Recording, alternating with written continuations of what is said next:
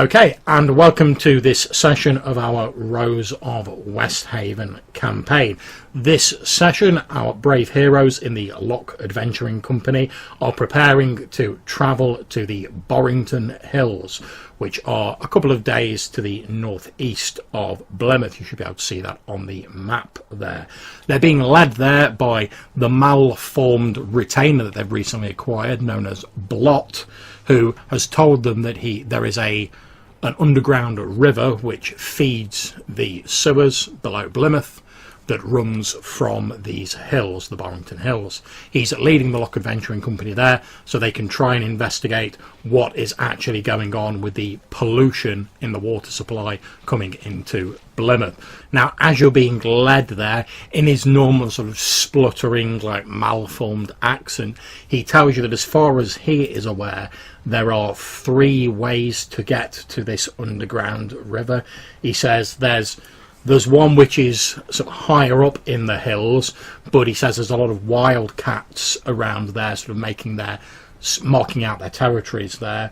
There's also one which is by an old pool, but he says there's some strange people around there that don't really like outsiders. He said he thinks it's part of an old shrine, but he's not really sure. And he says there's one a little bit lower down in the hills which is very safe, but because you have to go through long winding passages and caverns, it'll take you a lot longer to actually reach the underground river.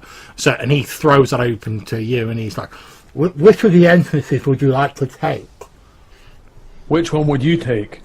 He says, well, if it was me, he tells you that, well, he'd probably go for the one higher up, but he says that, as he told you before, the wildcats don't really bother him and his kind, so it's probably a lot safer for him to take that than it is for you guys. But he says, you're looking for the safer way. He says, take the one lower down in the hills, but it will take you a long time though. I'm actually curious about this place where the dangerous folks are, but I'm not sure if you want to take them as the first thing we do there. He tells you, he says, well, it's part of some old, like, ancient shrine, he thinks, with some sort of pool. He's heard people talk about it. He's never been there himself, but he says there's like strange people there. They're almost like more animal than they are man. He says, they don't really like strangers at all, so I tend to stay away from that area. It sounds interesting. In the button. They sound interesting. It's whether we want to be faffing around with them as well. I mean, we don't get very much to clean up this whole mess, so maybe in the old shrine there is some interesting stuff we could also take. Well, I wouldn't know about that, says Blot. Maybe. I'm for the shrine. Yeah, it's a quicker option, so I'm fine with that. Yeah, sure. That's fine. Okay, no problems. So it'll take you guys a couple of days to get to the Borrington Hills. So deduct a couple of rations for each of you. Okay, I'll just deduct from the party, for everyone. You've got a couple of moments to position yourself in whatever your marching order is. I've just plopped you all down on the map. Can I include my red swan? Yeah, feel free to drag it across. I assume it's full? It is indeed, yeah. Feel free to update the HP on it.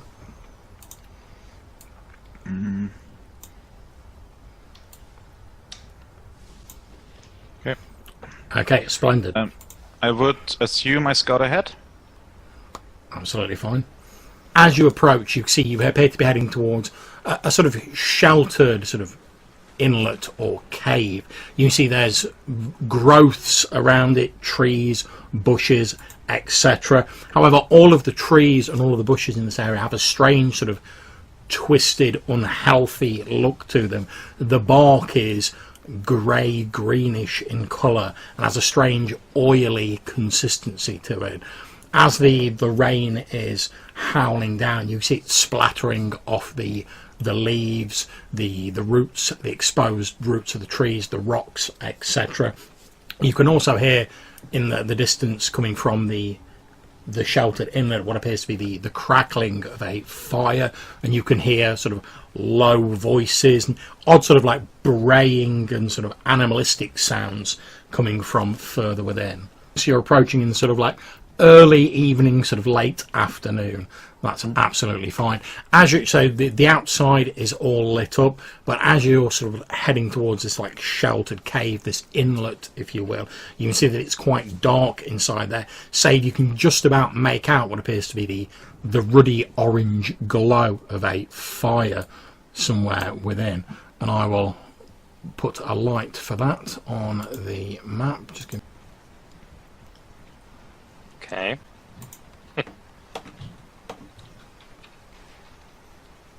Okay, so as you're peering towards this light, you can just about make out a narrow sort of cavern leading towards it, and you can see these strange figures who appear to be dancing around a bonfire. You can see the flickering yellow-orange of the flames, and they appear to be chanting. Like I said, these strange braying sort of beast-like noises are emanating from them. So, Sasha, what do you want to do?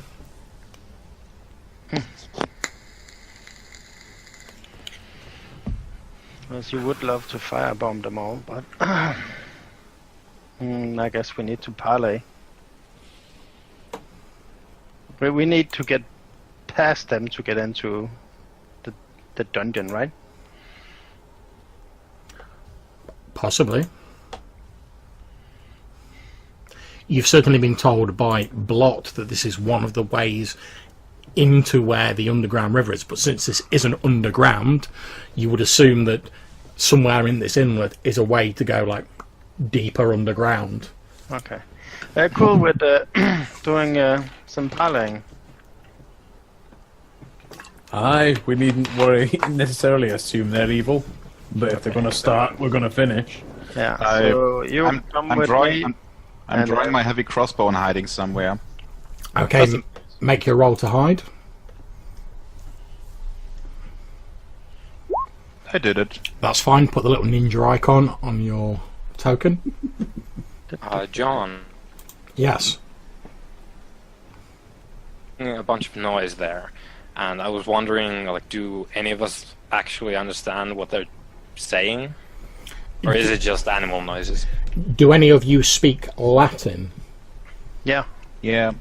Okay, if you speak Latin, you reckon it's a very debased form of Latin. It's mixed in with a lot of corrupted words that you don't quite understand. You're not getting the whole sort of chant, but if you understand Latin, then you pick up enough to know that they appear to be like chanting to some sort of deity or some sort of deific figure, and they're referring to it as like the blessed bringer of change or something similar. He turns to the dwarf. It's another cult. Oh my god. Why is it always a cult? You can understand what they're saying. Yeah, something with the great change of ways. Alright, so we're going to chin them then. Okay, We're gonna try to parley. as this conversation is going on, William, you become aware that in the tree near to you, about here, there is a figure concealed in the trees up in the higher branches. It appears to just be like crouched down. It's wearing like dirty rags. You can see little more than its shadow. It's obviously quite good at keeping itself hidden, but you're better at spotting people. And you can see it appears to be like sort of leaning forward a little bit, as though it's like observing what's going on. It's not made any threatening moves yet. Okay. Does it look at me? Because I'm hidden? It doesn't appear to have spotted you, no. Okay. I'm trying to position myself so I can hit it should it do anything. I'm pointing my crossbow at it. Okay, as you're watching, you can see it's drawn what appears to be like a sort of normal size, like rusty notched blade from its belt, and it's holding it, but it doesn't appear to be like getting ready to spring. It's just sort of like sat there, like listening to what you're saying. Oh, I'm sending one of my rats to Sasha. Let it point at her feet and then pointing at the tree. Okay, Sasha, roll me a d6.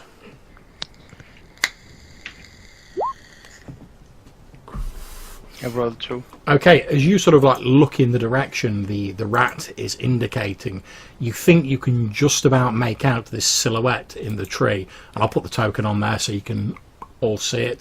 Although obviously only Sasha and William are aware of it at the moment. Are you ready, Maddock? I am ready. Why? Because we're gonna go parley. Should we offer them food or something? What do you think? I've got some bread and stuff. So, Hamish, you wait here while we go parley. Is that aye? Sounds all right to me. And she goes over to Ogren and kind of reaches up on her feet to reach him. And she looks at, does he wear his helmet now? Yeah, presumably, because I think we all came here prepared for danger, so he probably has his lobster tail helmet on. So she kind of whispers in under the helmet then. Yeah, I mean it's not like a full-on like great helm plate mail thing. It's one of those. Actually, it's kind of like old Roman style, but it's all metal, and there's this like neck guard at the back. Ah, okay. Well, she leans up to whisper to him.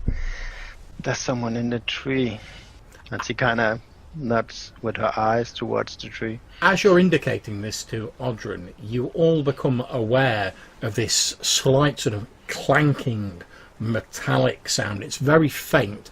To anyone who's been in a mine, obviously yourself, Maddock, it sounds like mining machinery, but it's coming from somewhere further within this sort of like cavern network. It's very faint. But are they doing some mining in there? If so, maybe I've got something in common with them after all. As you're having this discussion, the chanting suddenly stops. Okay. Sasha will quickly cast a spell, ESP, and she will maintain that, and she will go over to her dwarven friend, take him by his hand and pull him this way towards the beastman. Okay, as the two of you head across, you can see that this sort of large, shaggy, horned figure behind what appears to be a crude altar on the other side of the fire has pointed over in your direction, and you see that the figures gathered around the fire have all turned in your direction. A few of them have like reached for swords that are hanging at their belts. Okay, so Maddock, you have presumably moved along with Sasha. Is there anything else you want to do? I'm effectively holding my hands up in so my shield's open, my hammer's out. I've got them in my hands ready to fight, but I'm trying to make myself look as least aggressive as possible. Okay. And I'll probably like announce myself and just be like, "All right, there, fluffy chaps." So I presume that Sasha pointed this guy out. Yep. And not the separate one. Cool. So, yeah, I think Lot is making an attempt to like hide behind this. I presume it's a smaller tree. Yes. Yeah. So like he's like as much as he can with his hunchback form. He's like hiding behind the trunk, and I'm doing my best of like just standing in front of the tree with my gigaflail. Odrin's gigaflail was a rusted weapon recovered from the Harper family catacombs in Porthcrawl and restored to working order by a local blacksmith. Ready to like take a swipe at the branches where I know this guy is.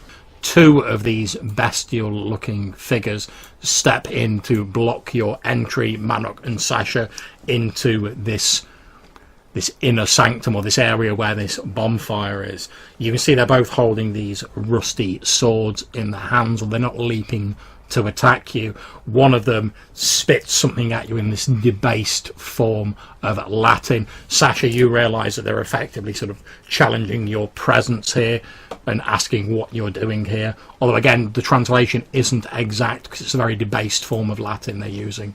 Okay, well, she will say in Latin, Amica, and hold up. So, Latin for friends, or friend. Okay.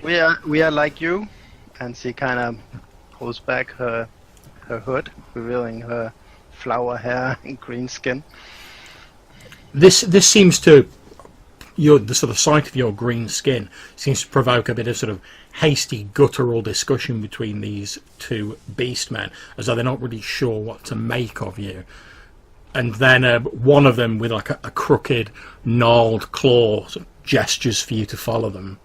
I just kind of like look at Sasha in a kind of very confused manner and just try to whisper like, "What did they say? Are we gonna kill him?" I told them we're friends. And they bought it. Well, for the time being, we are. I guess I'm moving forward as well a little bit. I motion for Blot to. I presume he moves as much as we do. Yeah.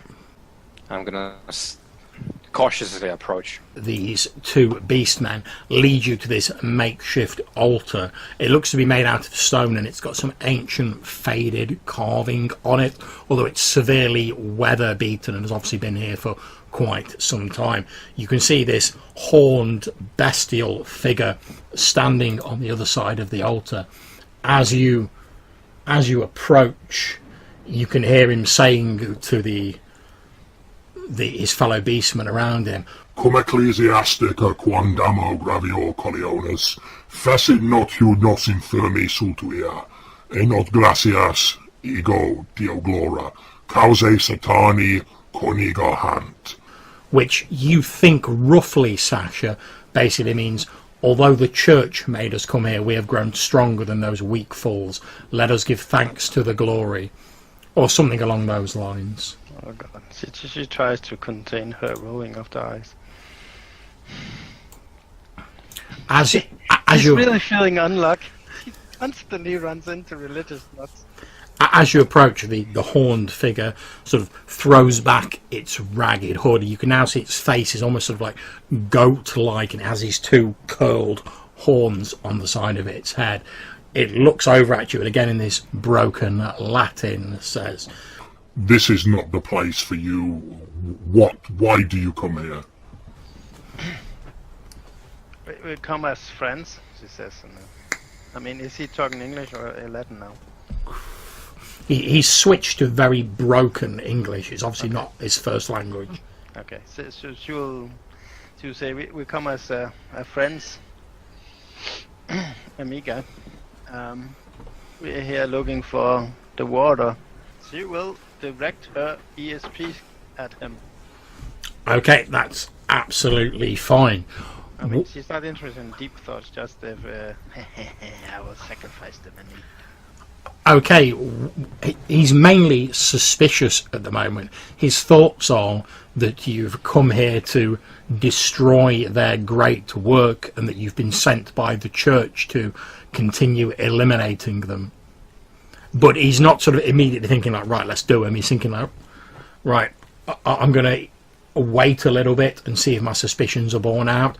But he's quite clearly thinking that if it does turn out to be the truth that you are from the church, you've been sent here, you think he's thinking that he's going to have to call forward the big one, as he thinks of it.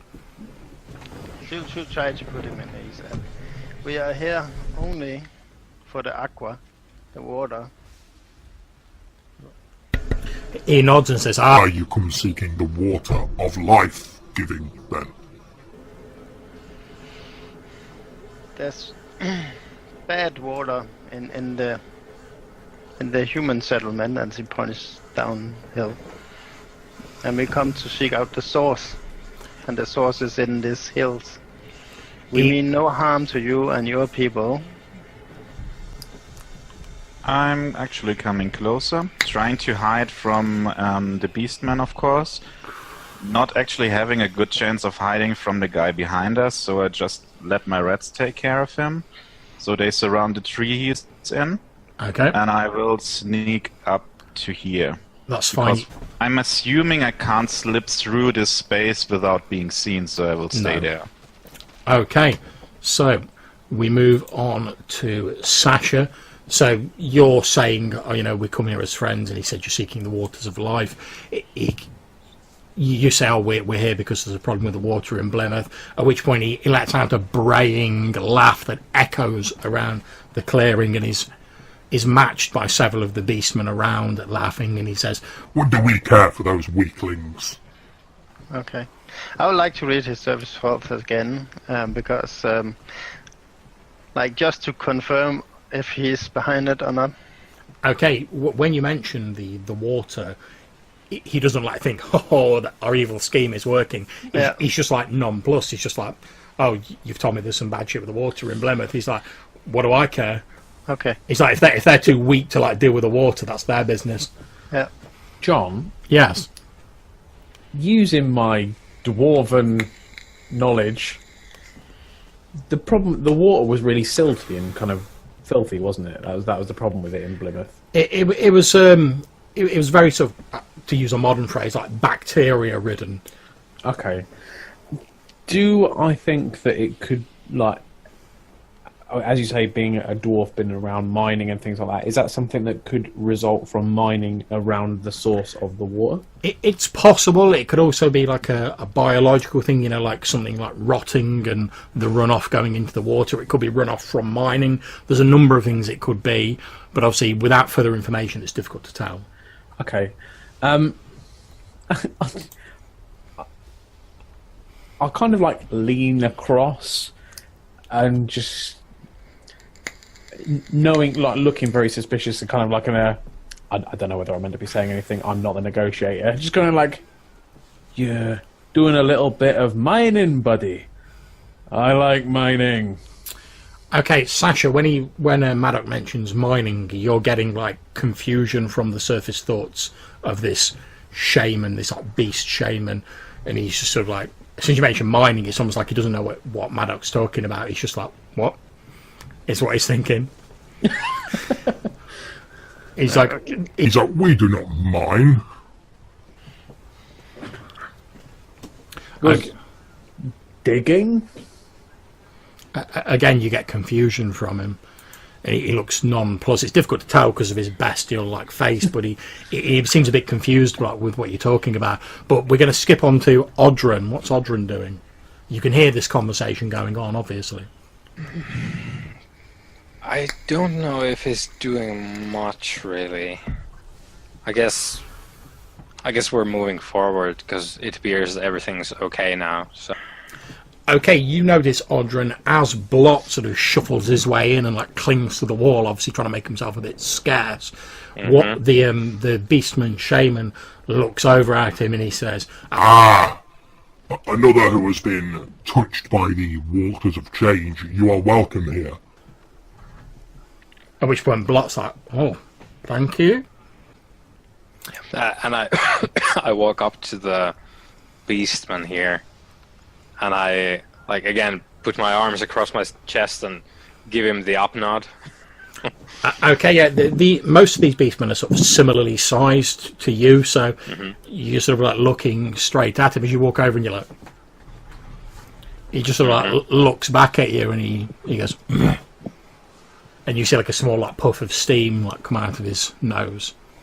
So are they all goats, or is there like a variance? There's quite a lot of variance. The shaman is obviously more sort of goat-like than he is sort of human, whereas the other beastmen have like varying different like beast traits. They all have quite a primitive cast. Their face, though, and sort of tusks. Okay. As you're having this discussion, all of you within the clearing and probably all of you without, you hear these like loud like heavy footfalls, and as you're watching, you see it appears to be an extremely large person emerge here. He appears to be extremely tall, like taller than Odrin. He's got quite a big fat sort of corpulent build. You see he's dragging like a large club behind him. He's got sort of like quite a dense looking expression on his face, and he's just like ambling forward, dragging this club after him, causing a little furrow in the ground as he does so. The shaman looks at Manok and Sasha and says, So, what is it you want if you are seeking the waters of change? The waters of life? We cannot take anyone into our sacred space. So, the water that runs starts there? He looks at you again and he says, I do not understand you. The waters of life. Is that part of the river? We protect the waters of life. I'll just kind of like look at Audrin and just be like, Audrin, water's more your expertise?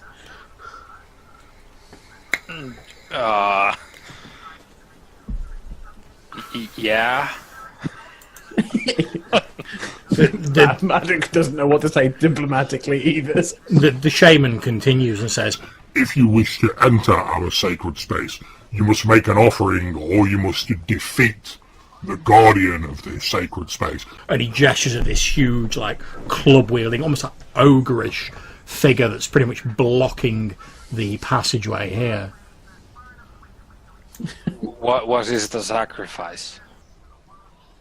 You make your offering and we will tell you if it is worthy. It must be an offering to the Mother of Change. Audrin gives a fairly unpleasant look to Blot. Blot looks over and he thought, what?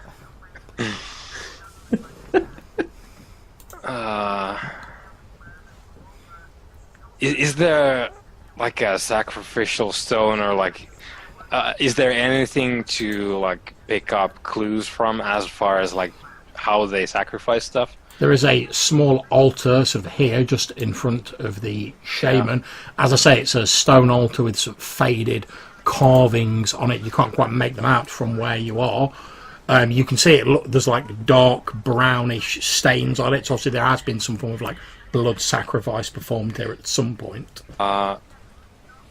I lean to Sasha and I whisper to her like, do you think we still need Blot? Or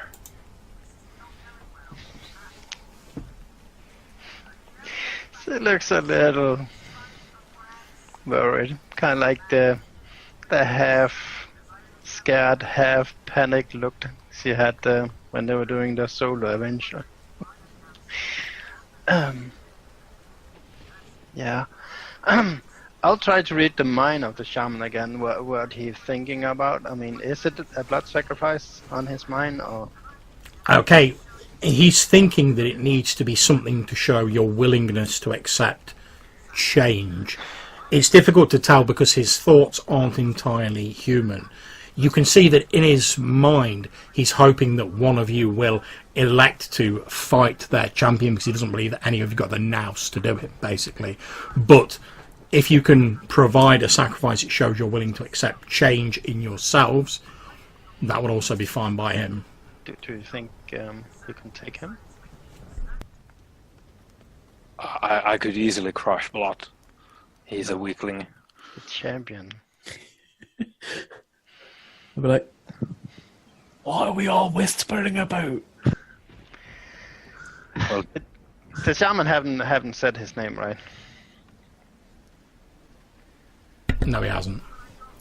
Does Ogren look confident he can take the champion? Or, I mean, I know Audrin always looks confident. Yeah, that's yeah, true. I mean, there is nothing you've seen Audrin look at with like, oh, I shouldn't fight that.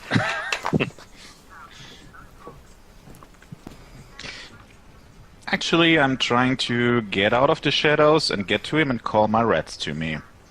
That's fine. Move yourself out of the shadows. So take your ninja icon off. And I will gladly show off my dark skin, and I will pull out my red tail.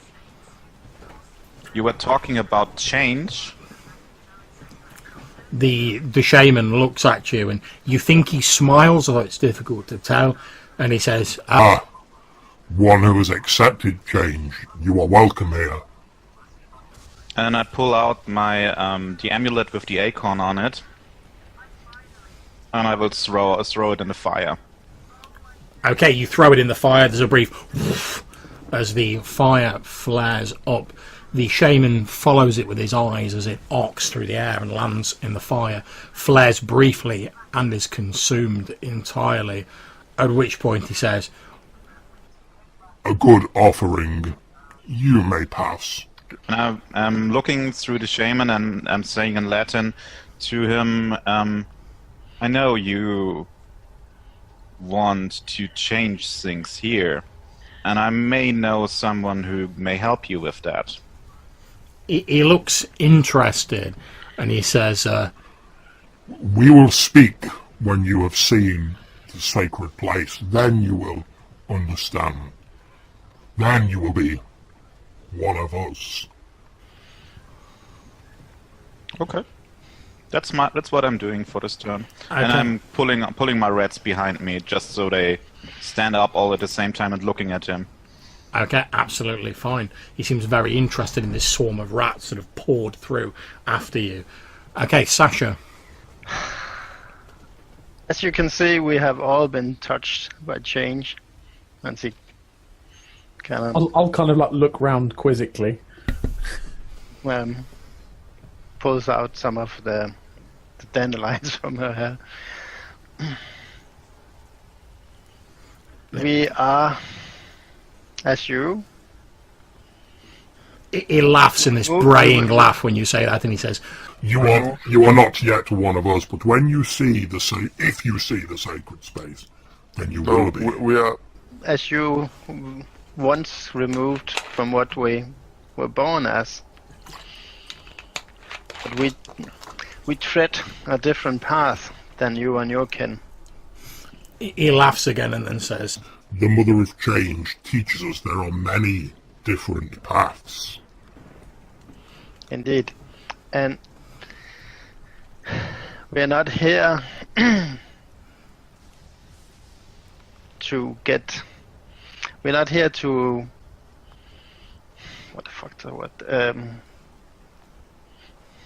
She's trying to say they're not here to mess with his things. I cannot word that in English. That's fine, not a problem. You tell him you're not there to interfere with his sacred space. We are here simply seeking passage into the hills. We simply wish safe passage to your domain. At which point he points at the fire and then says, Then make your offering, or if you prefer he it, points at the large ogreish figure. challenge our champion for rite of passage. Did he say that in Latin or broken English? Broken English. I'll kind of like look quizzically for a couple of seconds and then start taking my backpack off. Okay, so you'll throw in some of the flower here. Okay, you throw in the last remnants of the sort of like the fluff that's in your hair. The fire flares briefly as it is consumed, and the shaman says, Another good offering, you also may enter the sacred space and be blessed. It's just if he has some sort of... I mean, Sasha haven't really embraced her change yet. I'm effectively lining myself up and getting ready for a fight because I haven't got anything to give. In Maddox's eyes, I haven't got a magic rack-tail, green glowing death sweat. I have my hammer and my shield. okay, you start sort of like limbering up, basically.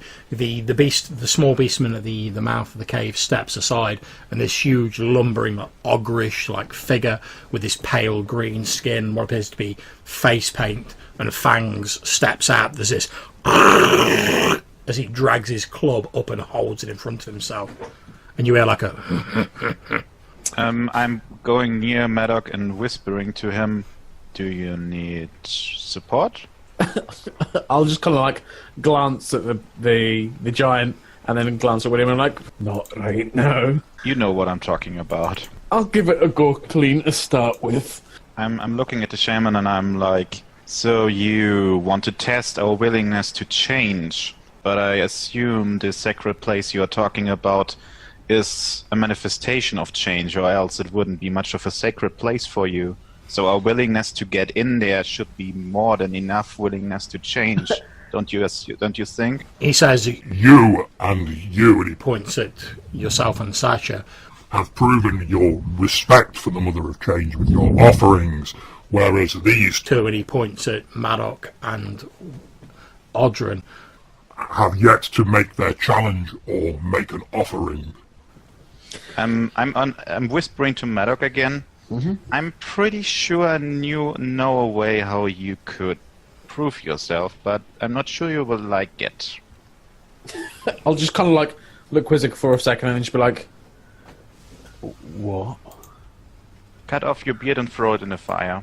I'm fighting this giant.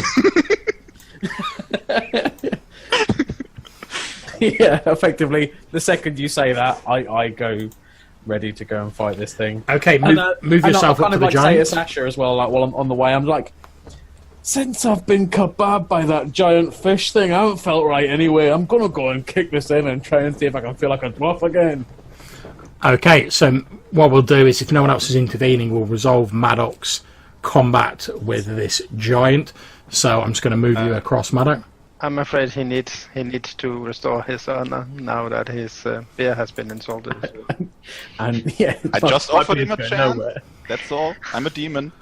Okay, so as you're facing off against this huge creature that's like looking down at you and so sort of laughing in its deep, grumbling voice, it says, I will give you first blow, small one. Okay. So is he just standing open to like take the shot? he's holding his club, and as you look at it, you can now see that it's got what appears to be like a shard of like a jawbone or something on it, so it's more like an axe than a club. You can see that it's so big that like a normal person would have to hold it with two hands. And he's sort of like hefting it in one hand, sort of patting his hand on the other side of it, and he just sort of stood there waiting. Okay. I'll kind of like look a bit spry, as if I'm going to kind of just go for a normal shot and just kind of step in and just try and nut shot him, basically, with my hammer. Okay, make your attack roll. Okay, you hit him. You strike him a very decent blow in the genital region. He doesn't like collapse or anything, but he does make like a sound, and he sort of like leans forward a little bit and takes half a step backwards. You can see that it's like taken the wind out of him a little bit, although he quickly straightens up. You can see a brief look of fury across his face, and he hefts this like huge axe, and he says, Now, I will take second blow. and he swings this huge axe towards you, which I'm guessing he misses with an 8. So he swings the axe down, you just step to one side, and it goes and sticks in the ground. He looks a bit puzzled. He's like, as you've like moved out. He's obviously not the sharpest tool in the box. Good. Okay, back to you, Maddock. Well, because he's come down, effectively, like, it'll be a step out of the way, and then I'm going to try and clock him on the bonds, if possible. Okay, you strike him on the side of his head. He staggers backwards a few spaces, at which point the shaman holds his hands up and says, Enough.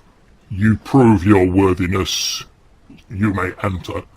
I'll generally look a little bit kind of like hard done by when he's like, enough. I'm like, oh. You can see the large chap you're fighting also doesn't look very pleased about it, but when the shaman sort of holds his hands up, he's like, Yeah, I'll pat the giant thing on his side, on like the side of his arm, just kind of like be like, good go, fella. And then I'll go and put my backpack on. He looks at you and he says, You are quick and small. and then you like start getting your backpack and all your kit back on. Okay, so we move on to Odrin. Yeah, I guess I leave my stuff here where I'm right now, and then pick up my Giga Flail. I knew it. He didn't know. Don't even want to try bargaining. He'll just go in swinging. Well, an exchange of blows is still an exchange. That's true. True story. Yeah. By the way, John, just a very quick thing. If anyone's feeling surface thoughts and stuff, I think I've got to mention Maddock. One of the reasons he's also so keen to fight is because he doesn't want to change. He's quite happy as he is. Okay, that's absolutely grand. Okay, Odrin, you're stepping up to face against this huge creature. He looks at you as you approach. He's got a few like beads of sweat on his like fat face as he's obviously been like swinging with all of his might and failing to hit Maddock.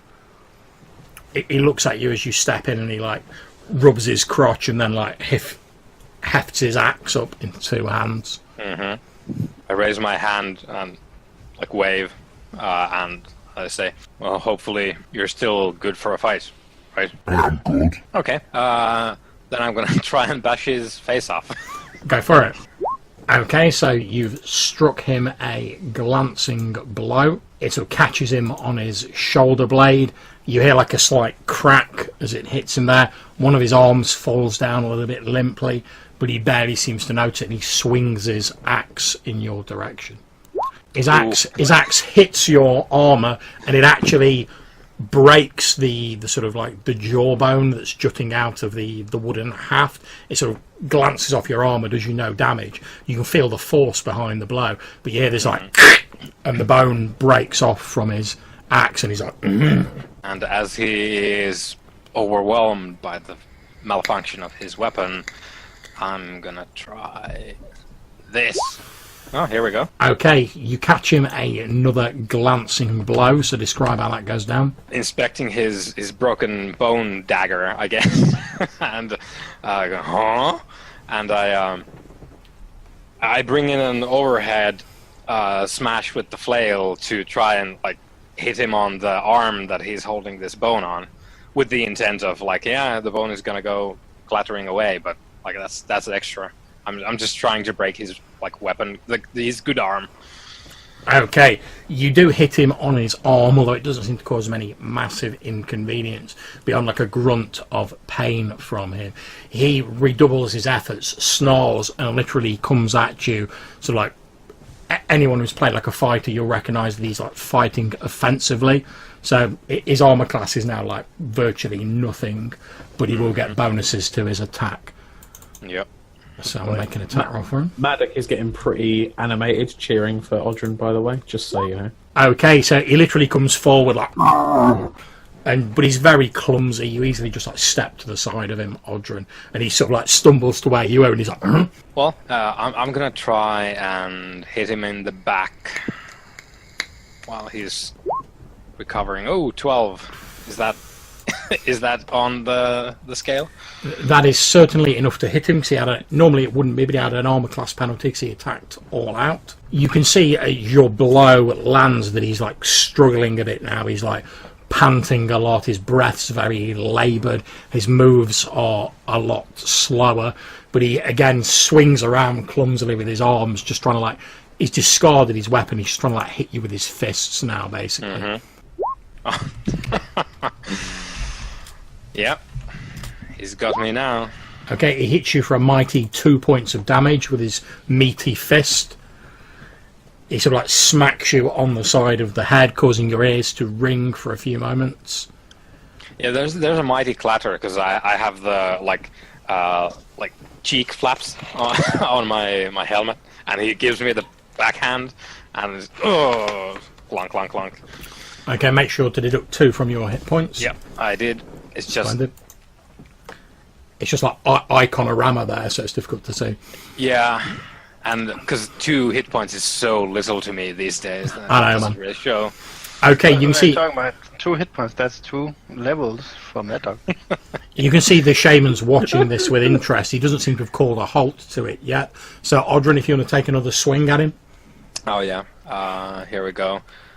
I think maybe because he's a real big guy and he's stronger than I am. I think he smacks me, and I think he honestly just like spins me around.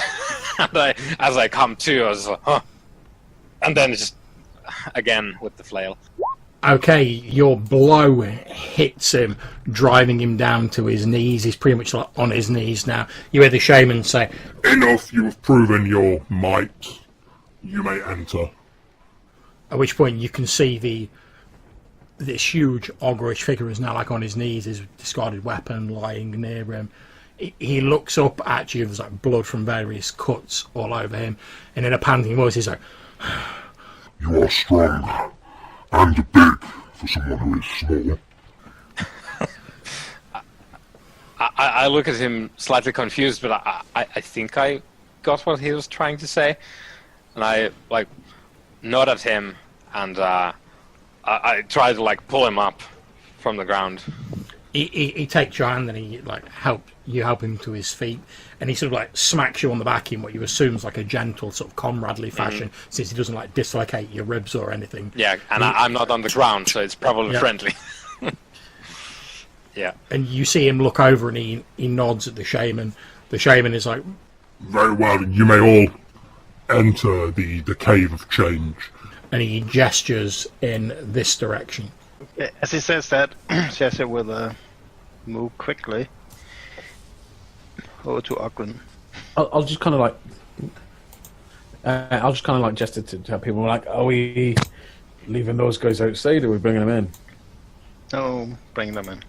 I point at what's his name, Bloss, and I like say to the shaman like, can I take my servant with me now that I've, you know? He nods and waves his hand. That's just okay. Yeah, likewise. I'll be like, yeah, can I bring my servant? And I kind of like imagine Hamish just kind of like pulls a grumpy face at me. Okay, so Hamish comes waddling over. The shaman folds his arms and shakes his head. Not unless he makes an offering or challenges our champion. I think your champion's nearly brown bread, mate. He looks at you and he says, What does bread have to do with this? No, as in like, if he fights him, he'll kill him. Then our champion is weak and not worthy to survive. What is your point? Yeah, I'm like, I'll just look at Hamish and be like, Hamish, how badly do you want to come down here? you see, like he like, looks over, like raises an eyebrow. Obviously, you know, like Hamish isn't really like a fighting type. He looks over at this like still quite tall and imposing giant, and he's like, "Well, to be honest with you, I wasn't looking to tangle with a big fella like you over there." I'm just looking at the shaman and I'm saying, this guy is with me, and my eyes will turn black for a short moment, and Hamish's eyes will turn black too. At which point, the shaman sort of strokes his chin and then says, Very well. While they occupied with that, Sasha will attempt to get Ogren's attention. Yeah. Okay, so we go in, right?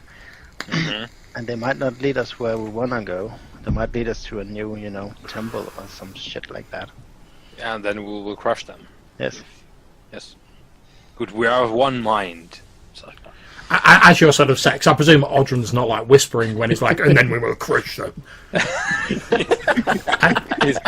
he's trying to be Odrin subtle. I mean, to be fair, Odrin can say happy birthday and it will still sound like I will crush you. Okay, so as you say I will crush you, the large sort of ogre-like figure who stood next to you, again he sort of slaps you on the back in that comradely fashion, Odrin. He says, I like this one. I like turn to give him a slap back, but then I reconsider because like in my mind I will kill this dude if I touch him. So. Okay, the shaman points at Hamo and then says, But she must make offering. I do the same trick again. at which point he nods and waves his hand dismissively. I'll just kind of like look across and be like, could I have done that? No. Alright. I don't mind. I enjoyed my little dance. I mean, I could pay you if you want. Oh, no. I'm fine. Oh, it's something to do with that. No, I'm fine. Okay. Okay, so are you all planning to head into the cave? Yep. Okay, I'm just gonna... The ordinary beastmen, John, are they like Ogren size? Yeah, pretty much. Wow, I'm looking at a lot of butts. You should be used to it, you're a dwarf. Yeah. I'll while we're walking, I'll be like, just poking Audrey and going like, oh, we had a good fight there, didn't we? I thought it was going to be better than that because he was bigger. I think William and Sasha should be a little bit more to your size because we are both still teens, but... But yeah, I'll I'll Do you have a helmet, Maddock? No, I don't. Yeah. Okay. So I'll sort of. I go to clap you on the back, but it's I would have to crouch, so it goes on the top of your head, and then I was very worried there for a while for you, but you did good. You did good. When I'm not fighting giant fish demons, I do a lot better.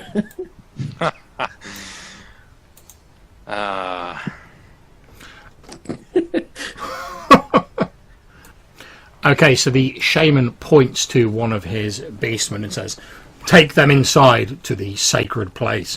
One of the beastmen sort of peels off, puts his rusty sword away, gestures for you to follow, and he leads you into this cave. You can see it appears to be moving quite slowly to stay sort of just a little bit ahead of you. Okay, as you head further in, you come to what appears to be a large ravine with a sort of quite a rickety looking wooden bridge over it. You see the beastman sort of nimbly moves across it. His legs seem to bend the other way. He sort of scampers across it. Does the bridge look architecturally stable, John? Well, I tell you what, I'm not going to say you have to make a roll with it, but no, it doesn't. It looks very unstable, but as you get a bit nearer in the light cast by Sasha's lantern, you can see there's another one of these large ogre-like creatures sort of stood on your side of the bridge. He sort of steps forward, lifting a big axe as you approach, but the beastman sort of holds his hand up and he's like, "Ugh," and retreats back into the alcove he was stood in. I like how the ogres are almost similar to Hamish. Yeah, they could be brothers. Yep. I probably will just kind of make her I didn't know you had family around this way, Hamish. Okay, Could be the same artist. at this point, I'll move Odrin and Blot up a little.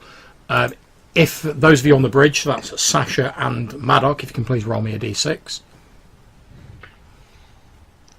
Because I'm well known for my good rolls. Okay, Sasha, you cross the bridge, no problems. The beastman is waiting on the other side. You cross over. Maddock, as you're crossing over, there's and one of the planks sort of drops away from this bridge, and you have to stumble a bit, but you don't fall down or anything, but you sort of stumble forward a little bit. You can see this bridge has obviously not been kept very well, and it's been very crudely put together. It's pretty much falling to pieces. Okay. But I get across, or am I just... Oh yeah, you get across. Okay. Can I also ask Sasha, since you're responsible for Hamo, can you please roll a d6 for her as well? Okay, Hamo's across fine. Is anyone else moving across the bridge? Yeah, I would be. Can I make some kind of roll to just try to step on the more stable? Yeah, roll me a d6. Okay. Okay, as you step over the bridge, a few more planks fall off, but because you're sort of standing on the edge, which has more support, you make it over. Obviously, your rats have no trouble making it over. They just sort of scamper across. John, when Odrin has to go, there's no planks left. Yeah, when I look across and I can see that there is Odrin and Hamish still to go, I actually get my rope out and start kind of coiling it, tie some around my waist. I get near Maddock as he does that. Okay, so Odrin, are you crossing the bridge? Oh yeah. Okay, roll me a d6. You cross it fine. It creaks ominously as you do so, but you make it across the bridge. Can you roll me a d6 for Blot, please? Okay. Blot makes it halfway across the bridge when there is this loud and the plank just underneath him just gives way and falls into the darkness. You see him start to fall through the bridge. He's like, ah! Fuck it. John, can I throw my rope at his big clumpy hand? Yeah, make me a dexterity roll. So you need to roll a d20 and get under your dexterity. I'm good at that. Could I try that? Because I'm near him? I am bang on my dexterity. Okay, you could have tried that, William. However, Maddock's already managed to do it. You've thrown the rope towards Blot. So I'm going to ask you to roll me a d20 for Blot and his dexterity, see if he catches it, Maddox. So roll me a d20. Okay, miraculously, Blot grabs hold of this rope just as he's like falling through the bridge. Due to his like quite heavy weight, you're pulled towards the edge, Maddox. I'm supporting Maddox, that's why I'm... Yeah, no problem. As Maddox dragged forward, William, you grab hold of the rope as well, and between the two of you, you're able to heave Blot onto the relative safety of your side of the bridge. Okay. You sort of drag him up and he's panting and he's like, oh, thank you. It's like, you owe me one, Lumpy. Okay, that just leaves Hamish then. Looks a little bit wary. He's like, what the fuck? I'm throwing the rope over to Hamish. He grabs it and he ties it around his massive girth. And I'm calling Audrey near us. Yeah, I'll also throw him my rope as well and just hold on round Audrey's I throw your rope. You have my rope. Okay. Okay. Can you roll me a d6 for Hamish, please, Maddox? Okay, there is a loud crack from under Hamish as he likewise disappears through a hole in the bridge. However, you've got like a couple of ropes on him. So out of all of you guys, which of you is holding a rope that's like attached to the large Hamish? Audrey. Me. I'm not. I'm holding on to it, but I'm also holding on to it round Audryn's leg, so it's a team effort. Okay, so what I'm going to do is I'm going to ask Audryn to roll me a d20 to try and get under his strength, but you get a -2 bonus to your roll because you're being helped by a Maddox. Yeah, not a problem. With the mighty thews of Audryn heaving, you manage to pull the fat bulk of Hamish onto your side of the bridge. And he's like, I thought I was going to the big tavern in the sky there, boys.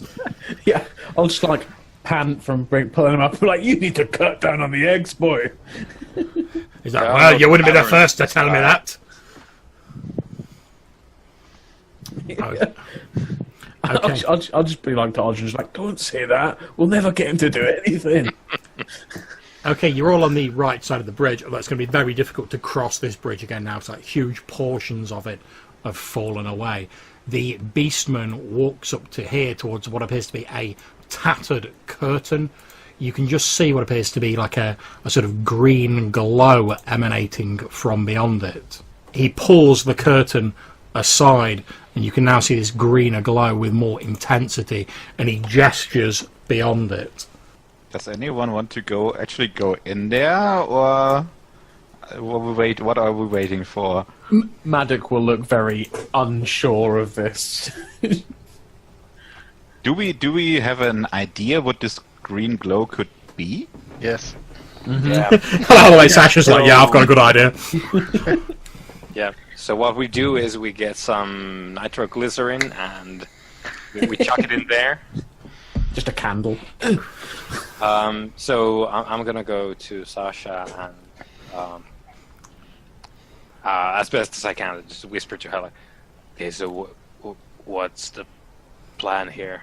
And then I make a like a knocking motion with my hand.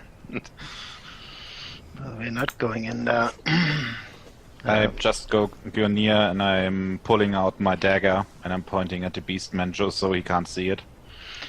We could destroy the bridge and take the ones out in here. Like, Blot, do you want to go and have a look and see what's in there? Not really. Well, I just saved your life, so maybe you could go and have a peek. Go inside. He looks a bit unsure, but then he's like, well, you did save me on the bridge, I suppose. We need to have a talk about the treatment of retainers. He shuffles into the room. There's some braying voices, and the beastman at the entrance responds in kind. You hear Blot's voice from inside saying, There's like a big coffin thing in here. made out of metal. And everything's glowing green. While he's doing that, John, Sasha will sneak down here and take a peek. I would start sneaking. Actually, start sneaking. Okay, that's fine. As you move further down into the cavern, Sasha, you can see what appears to be at the far end of this cavern is a roughly hewn set of stone stairs leading down. Okay. You can all hear this clanking noise coming from the chamber where the green light's coming from. From here? Yep. I'll just be trying to kind of get. It's effectively like a poor episode of the Crystal Maze where I'm trying to get as much information from Blot as possible about the room he's in. And she's like, "What kind of metal is it made from?" Silver metal. Oh, great.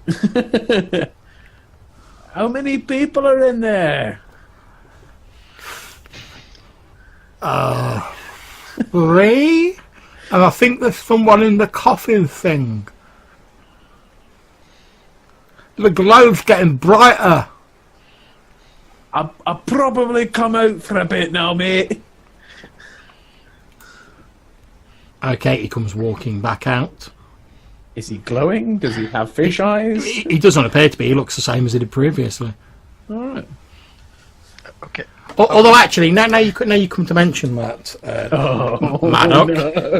since you asked me, what I'd like you to do is I'd like you to roll me a D1000. Oh, this is gonna be good. I know what book this is from. Roll me a D100 plus 600. What? The D100. Okay. 100. I think you just rolled 100. Not a D. Okay, sorry. Yeah, but if he just add 600, I mean, that's 600. 880. 683? 683, okay. You forgot to put a D in there, so he just rolled 100. So It's fine, don't worry about Cheat it. mode engaged. That's it, we'll take the 683, that's fine. That's right. I didn't even know about those shortcuts. This is all a whole new world to me. Yeah. a whole new world. Okay. Full of magical. Roll 20. So Maddock, at this point in time, what is your character feeling? The overwhelming urge not to change. In what way? Like, is this like you're struggling against time? No, it just more the fact that looking at everyone else is weird and not wanting that weird. Okay. This guy with copper hair. As Blot walks out, he sort of like looks at you, and his eyes narrow a little bit, Maddock, and he's like, and he says in his normal like lispy voice, "Oh, you shouldn't be so scared of change. There's nothing to be that scared of."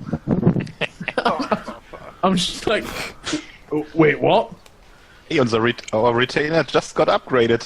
He's like, you shouldn't be so scared of change. I never said I'm scared of change. Maybe you should send him again? No, but you are though. And I'll just kind of like look a bit suspicious, and then just look round at everyone and a quizzical, what's going on? Maybe we should send him in again? Yeah. Sure, if you want to send him in again. I'm not scared of change, though. Well, this is going on, John. Do the beastmen feel agitated now? No, you notice that the beastman who's stood at the door, he sort of like claps Blot on the shoulder, and he says, in broken English, "You have been blessed with change from the mother." Great. So we can just move on then. And she looks at the beastman. He looks at you and says, "Then you do not wish to see the sacred space?" No, as I said, we wish safe passage. Are you ready to destroy the bridge, Rock? So, like, you propose that was an actual plan that you proposed, like we destroy the bridge and take these guys out, just to like check that I'm on the same page. Yep. The bridge is kind of out already, though. Yeah.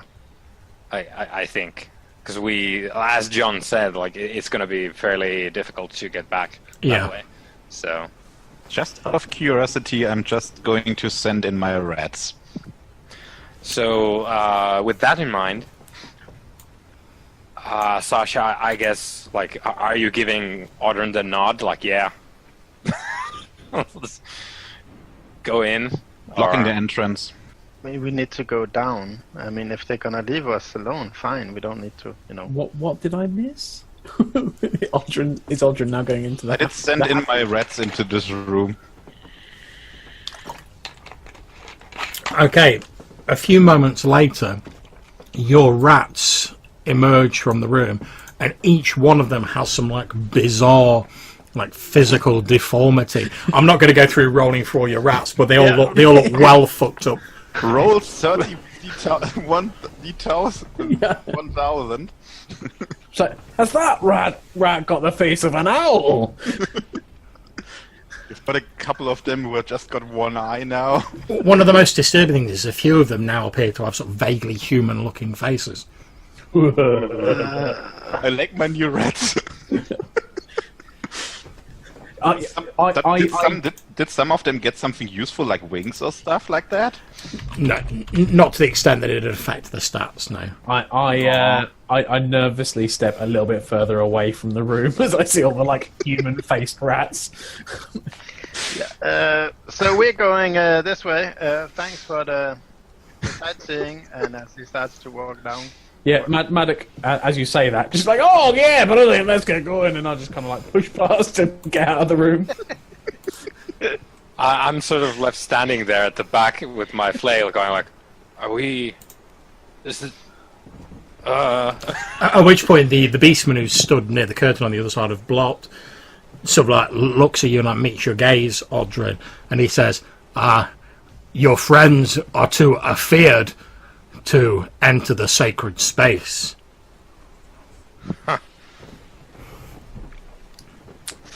Is there like obviously I can see what I can see, right?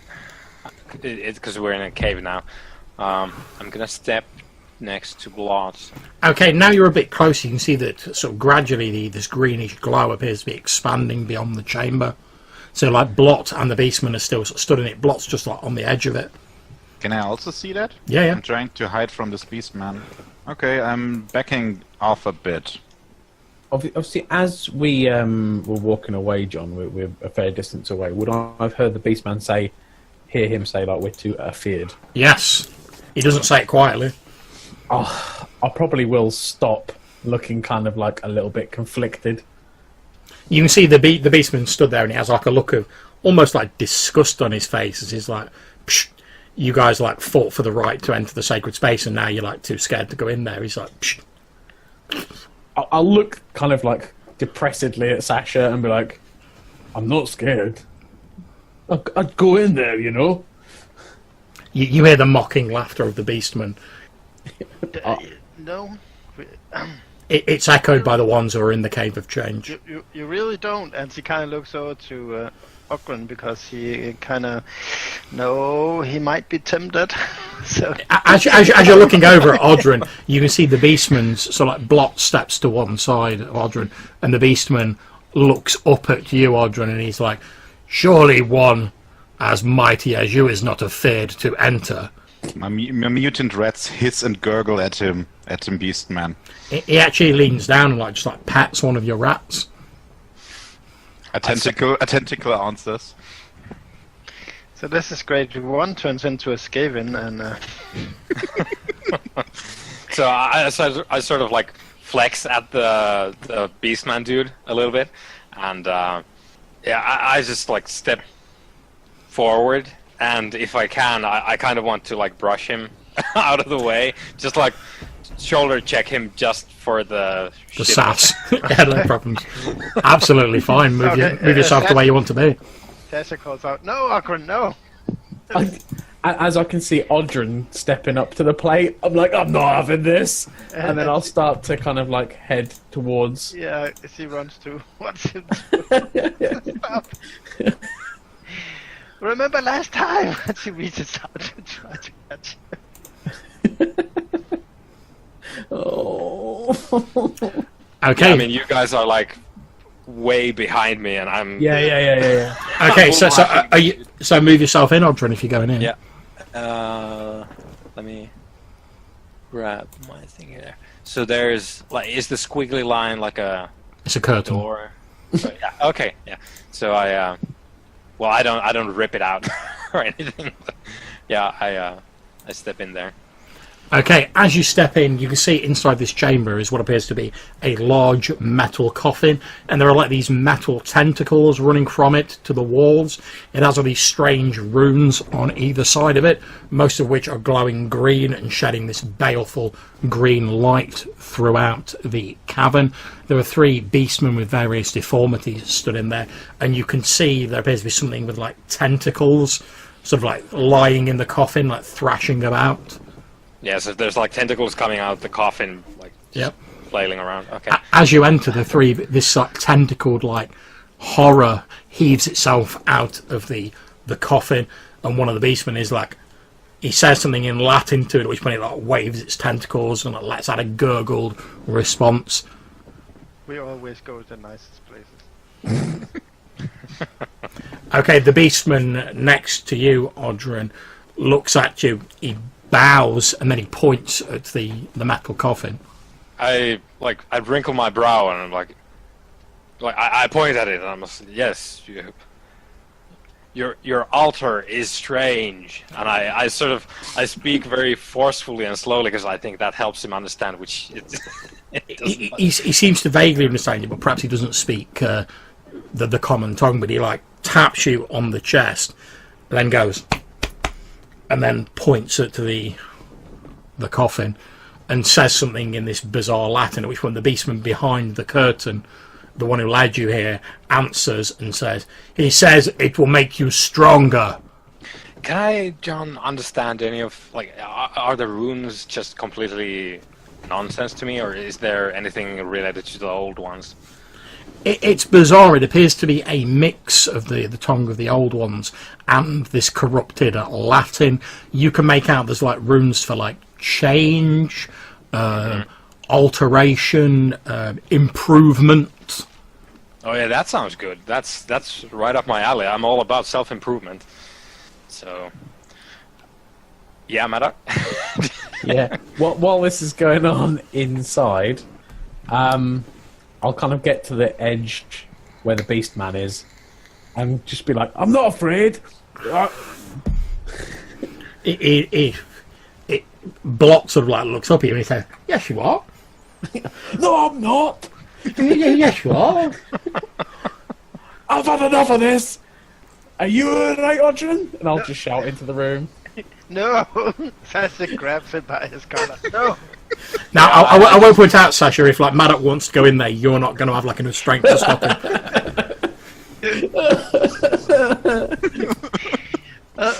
Maybe she'll shoot him in the knee. One of my rats got empathic powers and pats you on the knee. So what are you doing, Maddox? Are you going in? I shouted, "Are you alright, Odrin?" And I'm effectively, as long as Odrin says that he's still alive. Yeah. Yeah, so Odrin's like, yeah. I'm like, "Oh, well, I'm not scared." And I just kind of like, will charge. Move yourself in. Like the knowledge of a person that knows they're probably going to die but are going to do something because they're too stubborn not to, and they just go like, "Ah!" Okay, All so your hair falls out. so as Maddox enters the chamber, what is Odrin doing? Odrin is inspecting the coffin thing. Okay, like I say, it's a metal coffin with all these bizarre sort of metallic tentacles almost running into the ground around it. These runes seem to give off this like greenish glow that's spreading throughout the caverns and beyond. They seem to like pulse, like some of them will light up and then go dark, and then others will light up. You can see there's also runes on the inside of it. But as I come through the curtain, Odrin, it's like you've seen a person bull rush a curtain who's just like aggressively come through a door. And then I'll just kind of like, I'm a real boy! Yeah, simmer down and be like, right, so what are we doing in here then, Odrin? How's it going? back here in the tentacle room. yeah. So John, are the runes pulsing quickly, or are they just sort of shifting slowly? Like which ones are they appear to be sort of like pulsing slowly and getting brighter as time's passing. Okay. My thinking would be I want to jump into the coffin, standing, mind you. Go for it. When, from my judgment, the old one sigils are lit up on the thing. Okay, that is absolutely fine. Jump yourself into the coffin. Are you jumping in standing, Audrey? Yeah, I'm just like vaulting over the edge and just standing there with my gigaflail being like, well, looking at my feet. Okay, as Odrin leaps into the coffin, like a sort of an aura of this green energy appears around him, and you feel an odd sensation as though your body, Odrin, was like sort of was like taffy. It's like being pulled and sort of like moulded, and you can feel like things shifting underneath your skin. It doesn't feel painful. It just feels odd. At which point, I'm going to ask you, as you sort of start doing that, you notice that like whatever wisps of blackness were around you disappear entirely, and you also feel like a sharp pain in your neck.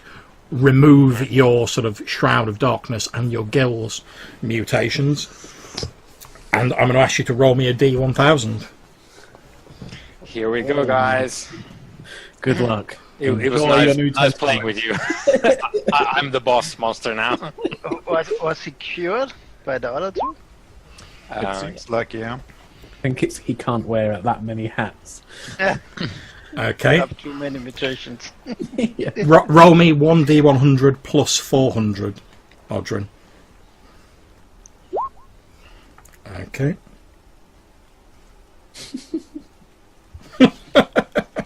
Oh shit. Never trust a smiling game master. My feet become very tiny. No, I've got a feeling you're going to like this, to be honest. Your arms are now yeah. chilly. Two Okay. extra arms. I become super intelligent, and I was like, oh shit. What have I been doing with my life? What am Why I I'm dressed doing? like this? This is ridiculous. Okay, now just from a game mechanic, like say your previous mutations have been wiped away by this mechanism. You've acquired a behavioural mutation that is ritualistic. So I want you to come up with some like ritual phrases, gestures, or actions that you use in like all areas of your life. Gravel bucket. And I'll leave you to decide what that is. Okay. Obviously, just let us know once you've decided. Yep. Wait, John, I am standing there, tensed and kind of aggressively defending myself from the room. Okay, well, bizarrely enough, you notice as Odrin's sort of outlined by this green glow, he actually looks less mutated than he did before. He no longer has like the wispy black mist around him, and if you can see his neck, you see he no longer has gills. I'll just kind of like... As far as you can see, it's cured him of the mutations he had. Well, in that case, John, I'm going to jump in there as well. Okay, that's fine. Don't bother moving your counter. We'll just assume you jumped in. He's hoping he's cured from being. Well, I know Blot has had issues from the room, so I'm like, well, maybe this little coffin fixes the room. Do I know something about this thing just by any chance? Nope. Okay. Okay, can you roll me a D1000, please, Rob? Oh, goodbye, beard. Oh yeah, I've acquired the mutation, beardless. Yeah. No, I'm an outcast. Okay, can you roll me 1D200 plus 200? The 200 plus 200. Yeah. What's this book called again? Yeah, the Metamorphica. Yeah. 224. Okay. Where it's like cannot eat scotched eggs. No, it's nothing terrible. Yeah. Okay. That's what he always says. Okay, so as far as you're concerned, you stand in there, you're outlined by the green glow in the same way as Maddock. You look around at yourself, nothing seems to have changed. So I'm just, as far as I'm concerned, everything's fine. Yep. Okay. I'll just kind of like awkwardly make small talk with one of the beastmen that's in there. I'm like, hey, all right, this is a lovely room, isn't it? The beastmen don't really seem to understand you, but they sort of smile or grin at you, showing their fangs. Yeah. I'll just kind of like, so, Othran, yeah, it's been lovely, but can we? Oh, yeah. You know what? Fuck it. I'm going in there too. It's two guys standing in a bathtub. That's what's happening. Yeah, exactly. Okay, move yourself in, William, if you want to go in. Now, there isn't room for you to stand in the coffin at the minute, because we've got Maddock and Oddrin in there. As it goes up here. No! There's a slim chance it may turn me back to my demon form. As you turn to blood, look what you have done! And now I'm getting this super weird mutation. So Okay, Oddrin, can you please roll me a D1000? It was all going so well. Okay. yeah. And it's a D100 plus 400.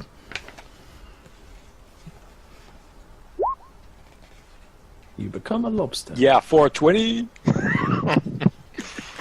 Okay. Let me just look that up. Again, I think you're probably going to enjoy this one.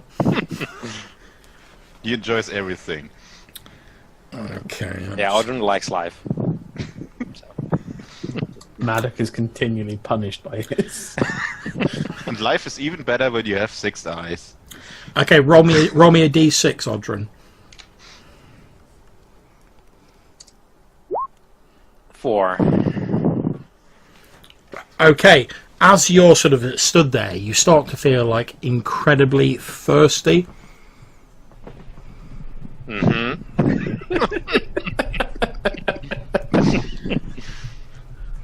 And quite unnerving to you, Maddock, as Oddrin's looking at you and he's looking at the various scrapes and cuts you've got on you, like a bit of your sort of dwarven blood lingering around you. You seem like he almost unconsciously like licks his lips. This is gonna be good. just to clarify, you now have dependency blood. Well, I do. No, Oddrin does. Oddrin does. However, There, I was mourning my the loss of my black mist, but I'm back now. yeah. Speaking of that, if you'd like to roll me a D1000, Maddock. Oh crap! Obviously, you're both still stood in this coffin. I'm still stood there, just going like, "It's all Oddrin. Nothing's happening. Time to go yet." Got the good stuff, now comes the bad stuff. Just D1000, John. Yep. 901. Oh, this could be interesting. And now You turn have even smaller. squirrels for hands. Okay, roll me 1D300 plus 700.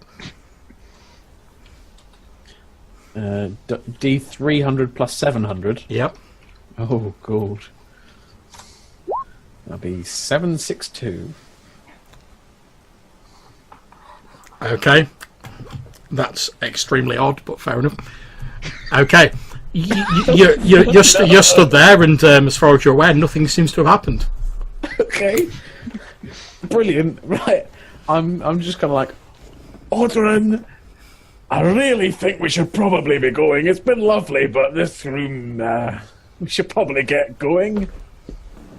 And I'll just kind of like look around and be like, William? I'm whispering something in my demon voice while I'm going in there. Something about change and rolling back and the depths of my home and stuff like that. Okay, so Maddock, are you getting out to let William in, or? I'm still kind of... I think the bathtub is the bathtub of safe. I'm feeling fine right now, and Oddrin, other than looking at me a bit funny, is also fine and been cured. So I'm just trying to convince Oddrin to get out of the room. So until Oddrin moves, I'm just going to... Effectively, I'm playing the floor is lava.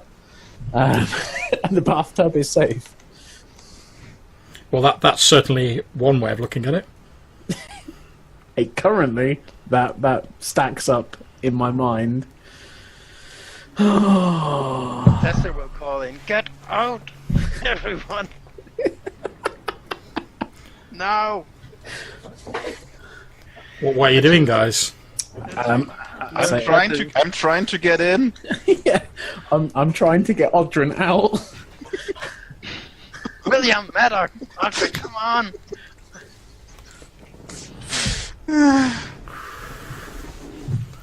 Okay, so Maddox's trying to get you out, Odrin. What are you doing?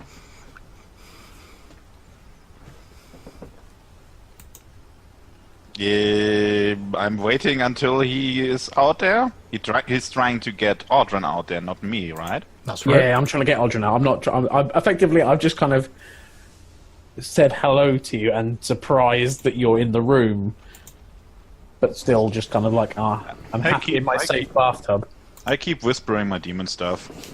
Yeah, Okay. What is the tentacle horror doing? It's just sort of flopped next to this metal coffin, undulating occasionally. I'm starting small talk with this thing and demon. It doesn't respond. Okay. Does he look like does he look like a demon in general? It's just like a big mass of tentacles. So yeah, there are some demons that look like that, but there's also other things that look like that. I mean, Does it have a mouth? yeah, It probably does, but it might be somewhere within the mass of tentacles you can't really see. he looks like the thing that Sasha can summon. He reminds me of home, in my old farm. In Riverhead. Okay, because we've not got Odrin sort of here at the minute, 'cause he's obviously away from the keyboard. Odrin doesn't seem to want to be getting out. Maddox, you can see this glow around both of you is like getting brighter and brighter the longer you stay in here. What are you going to do, Maddox? I see. Again, in my mind, even if the glow is getting brighter and brighter, that is just a build-up of all the bad energy from this room that's trying to get us. So probably just still Get out of here, Maddox. I need to get in. I'm like, right you are, and I'll just kind of like jump and sprint out of the room. But I will slow down as I get to the curtain, so I walk calmly out through the curtain. Okay, feel free to move yourself. As Maddox jumps out of the bath and lands and like runs towards the entrance, every time he moves, there's like this like from his joints.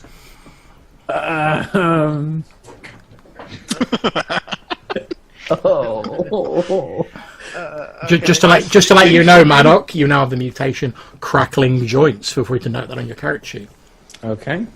Anything else, or is Nothing that you've noticed so far. We need to get something like mutation remover. Okay, so just to bring you up to speed, Audra, Maddox was like, I think we should get out of here, Audra, and then William's like, get out, I want to get in. So Maddox gone like, oh, well, if you want to get in, William, and jumped out and like jogged to the exit, and every time he moves, his joints are like... How loud is it actually? It's fairly loud. You know when someone gets like some like bubble wrap, and they just grab it and they go... That's what it sounds like. I will look notably confused. Yeah. Oh man, what if I'm getting myself into here? I guess I'm stepping out from the thing. Okay, that's fine. Feel free to move yourself out. You step into the coffin, William. However, no glow seems to surround you, and you don't feel odd at all. I assumed something like that.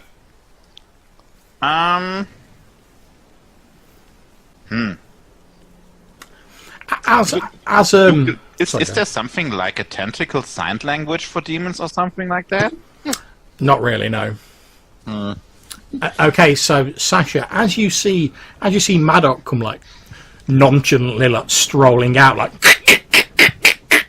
as he comes out through this curtain, it might be your imagination, but does his skin have like a vaguely greenish tint to it? No! Probably not. She'll get over here. She's not gonna leave into the glow, so she'll wait for him to exit the glow. I'll walk up to Sasha, just like calmly, and she'll be like, you know, Sasha. And she'll give him I'm getting out there. a slap across his neck. like Yeah. the back of his head. Yeah. Shit doesn't work on me. Okay, what are you guys doing? I'm going out there again. Look, as she will get out her little mirror from her satchel and hold it up to him. Okay, she holds the mirror up to you. There is a very faint sort of greenish tinge to your otherwise stony skin. And normally your skin looks like stone. It might be your imagination, but there's like bits of it where it almost looks like there's moss growing on it. Oh. Okay. I'll just kind Oh. of scratch at some of them. Yeah. Just like scratch at some of the moss. Okay. Does it come off, or is it? It feels like it's part of you, like you're scratching your beard. Okay. Are you happy now? I'm just like, maybe if I could get a razor or a chisel or something. As Maddox says, "Oh, maybe if I get a razor." It's a brief second and it passes very quickly. You're not compelled to do anything, Sasha. But for a brief moment when Maddox says, "Oh, I could do with a razor," you feel like the urge to go and get him a razor.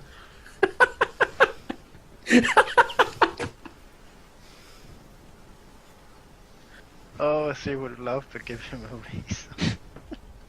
I've got a nice knife. Okay, what are you doing, guys? Yeah, I'm just like, look, Sasha, I have to go in the room there. I'm No, not. you don't. And she, I'm not being sassed by no beast man. I'm looking slightly disappointed as it doesn't work on me. Now, obviously, Maddox, you've worked out by now. There's a bit of a greenish tint to you. Your limbs are cracking every time you move quite loudly. There's something odd gone on. But you do of course remember that when Odrin went into the coffin, like, originally, he was like cured of all his like previous mutations. Mm-hmm. Oh. she calls out to Ogren. Ogren, get out here! Yeah, I'll be like, right, Sasha, you're not going to be happy about this. I'll be back, and I'll just sprint. And Just go, no! He sounds like the $6 million man when he runs. Okay, so Odrin, you're just making your way out when Maddox runs back in, crackling like past you and leaps in the coffin. As like the wind-up man comes running in, like Odin's just walking very slowly, and he's looking at this beast man closest to the curtain, and he's just licking his chops, and just like, looking at the dude as if he wanted to eat him. so I look at Odrin and go, is it, Odrin, are you okay? And he's like snaps out of it a bit, like, yes, you make a weird noise, but then you are a dwarf, so. Why do you want to lick a beast man?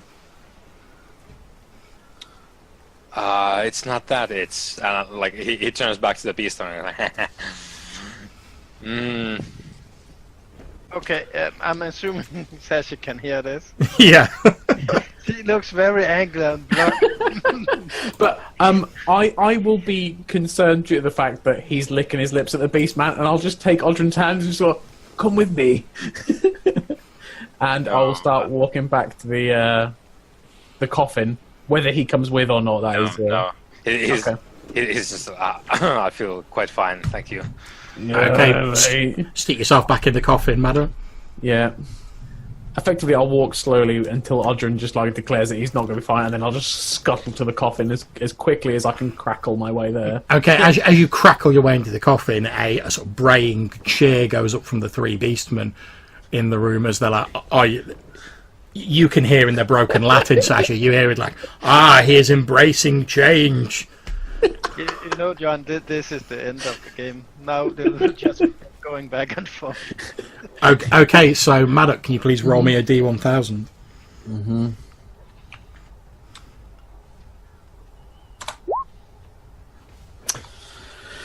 Five, 4, 3.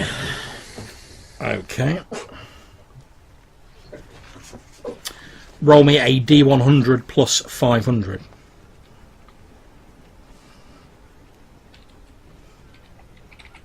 Plus 500. Yep. 5, 3, 4. Okay, that's odd. I'm going to have to look up what that one means. Oh, God. I have an overwhelming urge to eat satsumas all the time. Technically, that's not impossible. Oh, God. Yeah, dependency on fresh fruit. If we're going anywhere, they're taking bananas. Yeah, it's probably going to be like apples, right? Because this is England. Yeah, true. Middle Age is just apples for days. Okay, Maddock, you are cured of your previous mutations. You now have the mental mutation of editorial evaluation.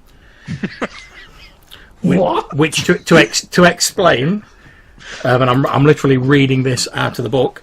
You are extremely adept at evaluating the cause and processes of your own failures or less than successful projects, as well as identifying what aspects of the undertaking were more successful than others. So when like an event occurs, you feel this overwhelming compulsion to like comment on like how things could have been done better, what went wrong, what you might do differently next time. Fair play. And what was that called again? Editorial evaluation.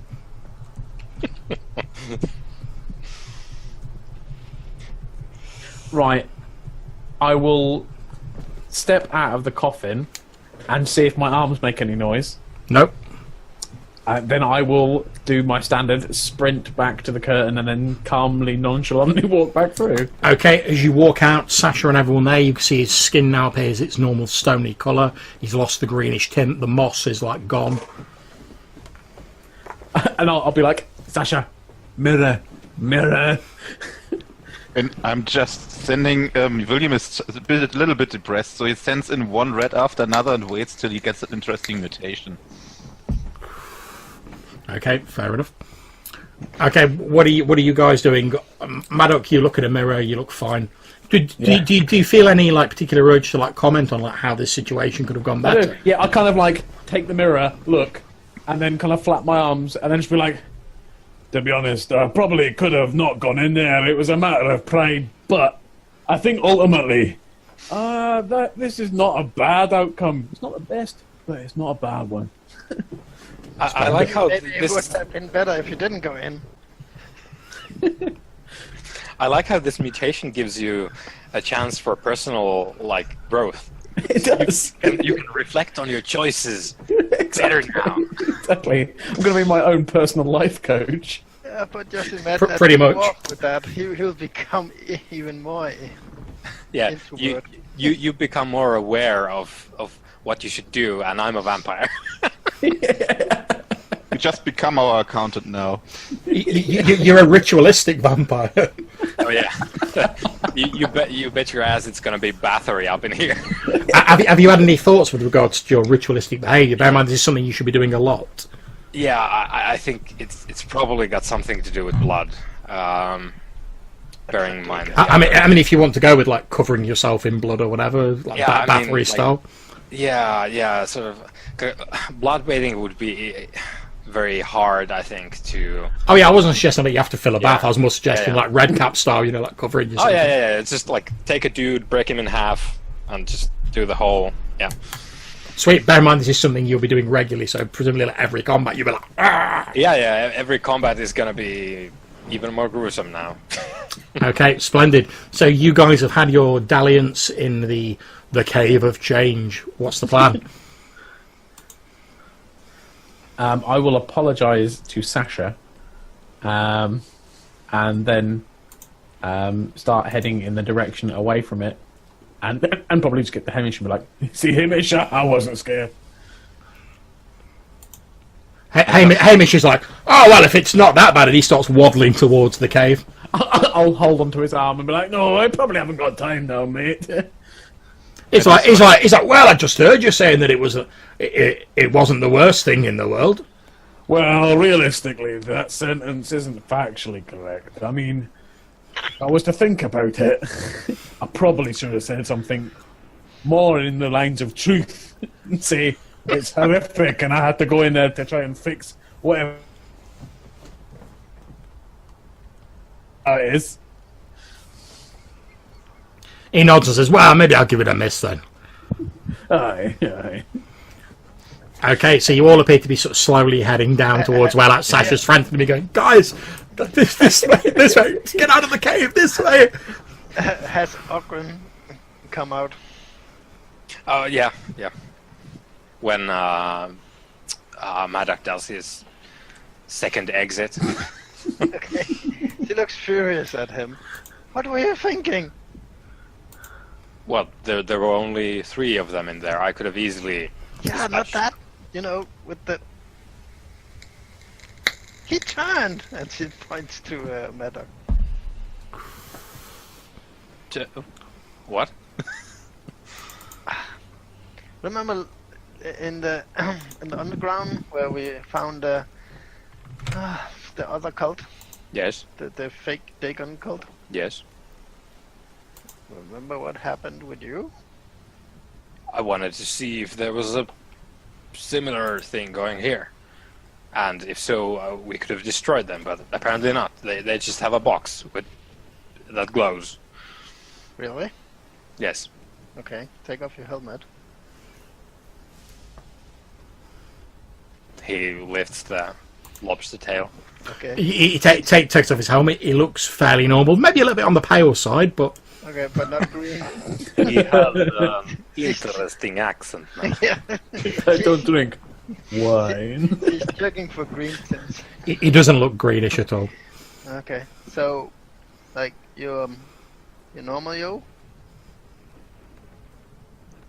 I am not drunk, if that's what you mean. I don't. You're not mutated. More What does that mean? In fact, now you're looking at Aldrin, you can see he looks less mutated. He's no longer got gills. There's no like black mist around him. Yeah, he looks fine. What happened with your guilt? I'm not certain. This thing doesn't work. I'm just pointing at it. What? It restored Ogren to his pre-mutation stage. It didn't do anything to me. I'll just kind of like lean in and go, I went and had to have another run round in mine. Okay, Sasha, at this moment, what are you thinking? Thinking she's surrounded by morons. Okay, actually, I think that sort of Block taps you on the shoulder with like his little hand, and he's like, "That's not very nice." I like how he's the conscience of the group. Okay, Block. We've been very nice to you. But this is your fault. So Why is it my fault? I want you to be quiet for the rest of the time down here. I'll shoot you. He sort of holds his hand and he's like, "Oh, all right." I'll kind of like interject and be like, oh, well, in fairness, this probably was all started by my sending him in there. And realistically, if I hadn't thought about it, we should have just avoided this place entirely. Oh, really? Okay, well, at least, I guess, it could have gone worse, I guess. Fine, let's go. Let's see. Storms off. My empathic rat climbs onto Blood and pats him on the back. And I've got now a rat which just looks like a skeleton. And I'm pretty happy with that, and I'm going down now. Okay, obviously we're not really in combat round, so feel free to move yourselves to where you're going. Well, if I can move past Haddock now, she will go down.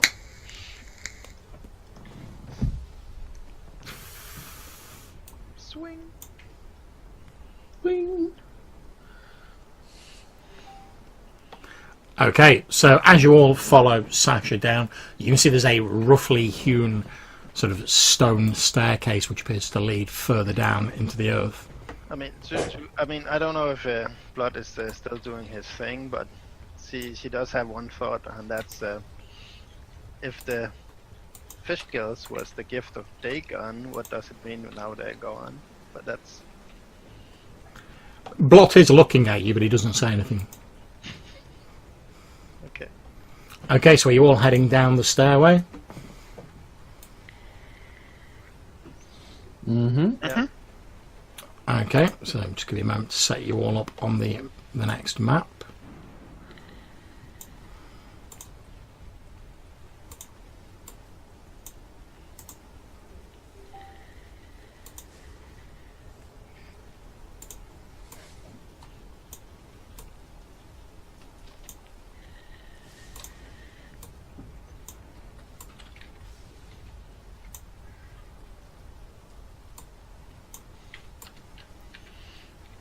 Apologies for the slight delay, guys. I'm just moving all your tokens. That's cool.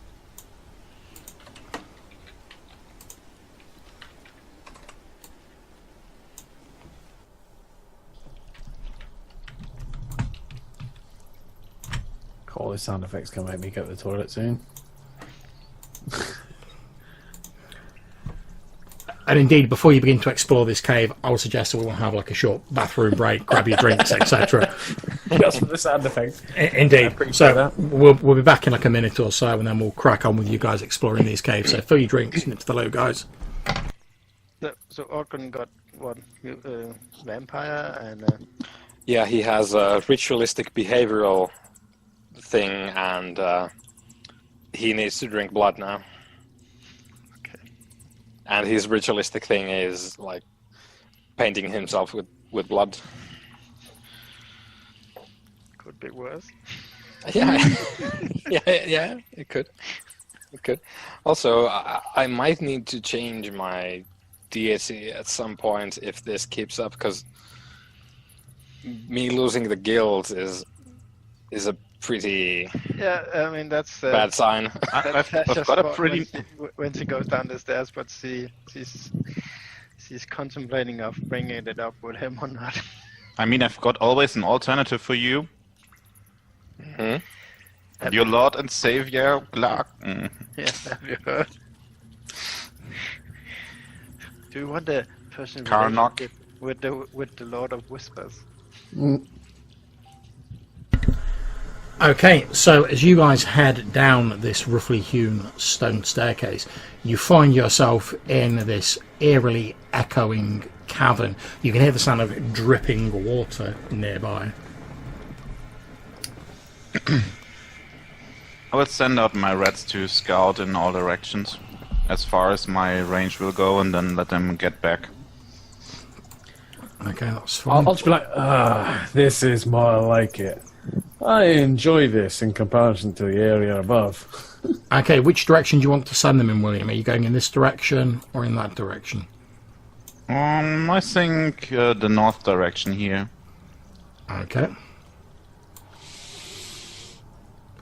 After a few minutes, they come back, and from their chitterings, you understand that to the north is a cave, but the ground is very slippery there, and there is water running through it at speed.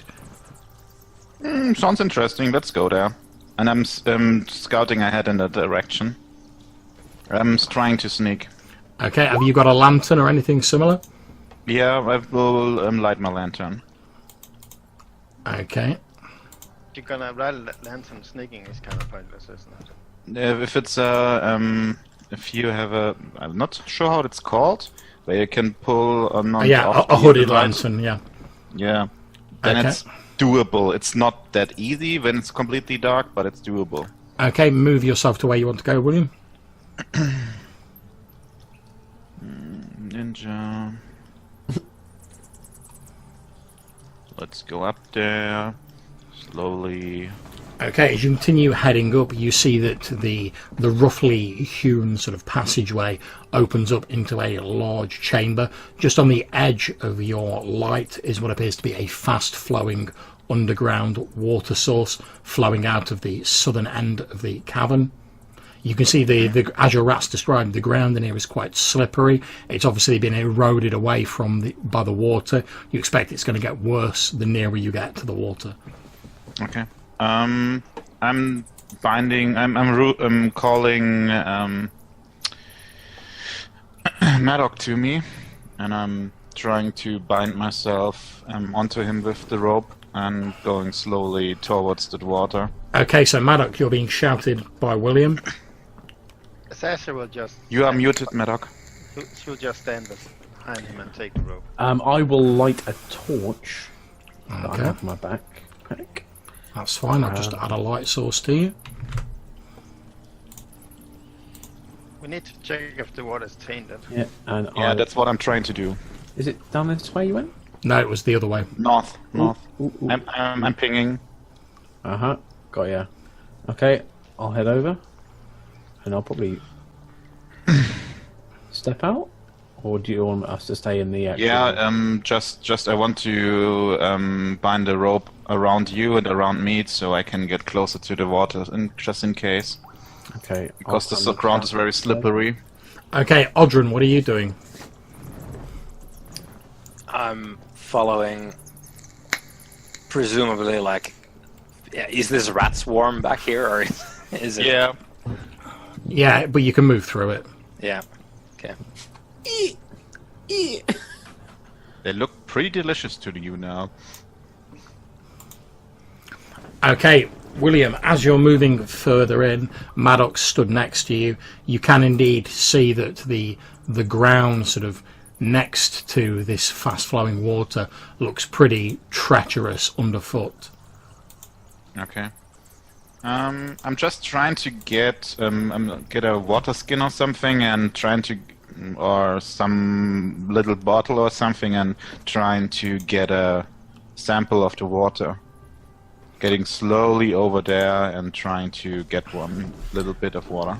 Okay, make a save versus breath weapon. Okay.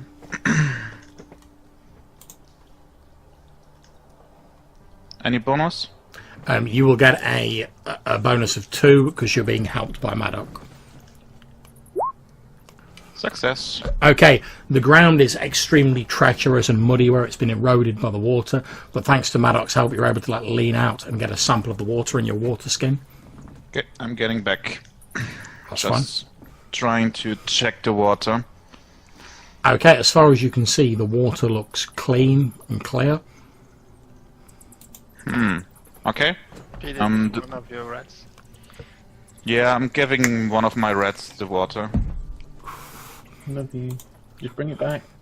Okay, so you call your rats to you, they scamper around your comrades, you feed them some of the water, they seem fine. This water seems to be clean. Let's go the other direction. Maybe it's further down. There's this scum getting in it. Yeah, but this water here is pretty dangerous. It's very slippery and we may fall into the water, rushing water. Aye. Okay, well, let's get down then. Sasha will move down. Yeah, me too. Trying to let my red scout again. First, just in case. Okay, that is absolutely fine. Move your rats to where you want them to go. Here and then this direction. Not sure how the rest looks like. Okay, that's absolutely fine. Your rats scout ahead. A few moments later, they return to tell you there's another cavern up ahead. It seems to be empty. Okay. I'm trying to sneak this direction, and if it's safe, I'm rolling for sneaking again. It worked. So I'm just scouting ahead and see if everything is clear, I'll call them to me. The rest of the group. Okay, yeah, everything seems to be clear. The small cavern in front of you looks empty. I call the rest of the group to me, and I'll continue doing that until something interesting shows up. Okay, well you can see ahead of you the path forks into 2. Yeah, take the left path first with my rats. Okay, your rats come back and say there's another cavern here, but it also appears to be empty. Okay, I'm sneaking in there. Okay, yeah, you see it as your rats have described. It's a pretty much empty cavern.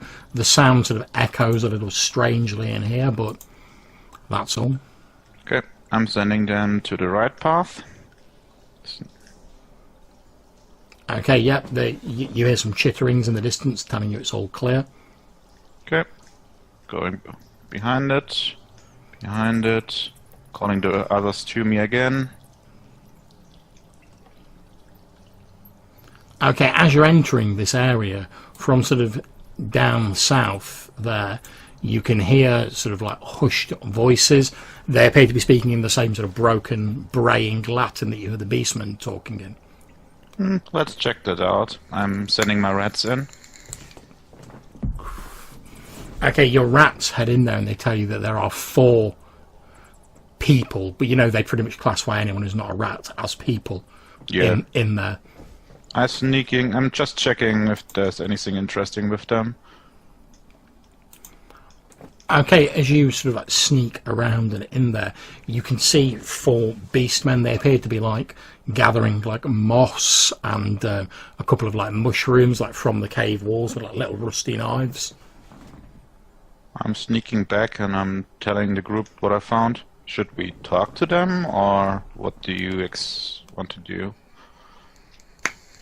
Is there an exit from that room? Did I see an exit? No. I don't think it would be necessary. Okay, scout the right path ahead.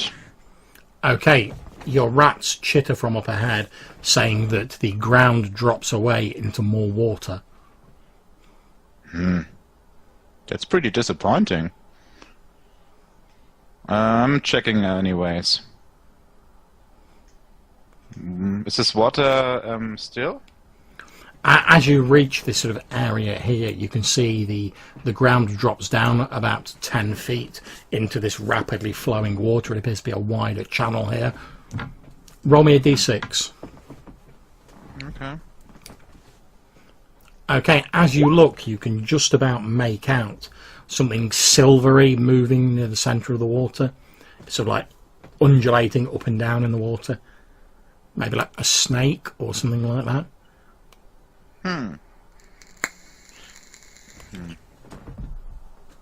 I go back again and tell the group what I found.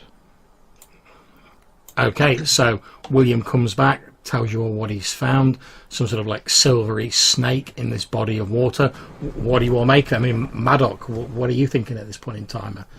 How would you evaluate your current situation and what you think you should do?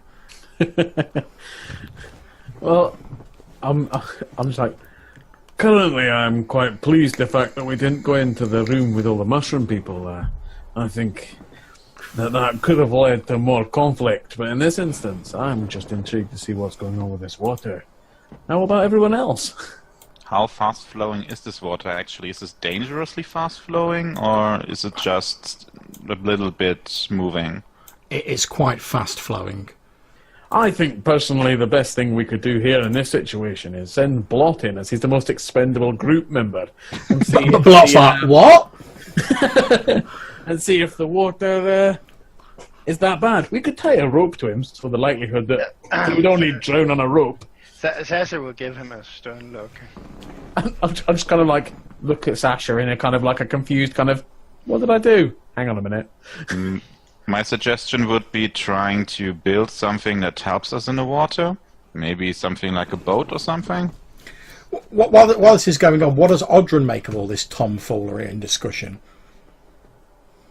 He's making hungry looks down the corridor towards where he knows that people are gathering mushrooms, because it's his 2 great loves, right? It's mushrooms and people with blood. And indeed, as you look down the corridor, you notice these shapes sort of trying to cling to the walls, sort of like these beastmen like creeping down the corridor. They've obviously heard Maddock going, well, what I think of the situation was this.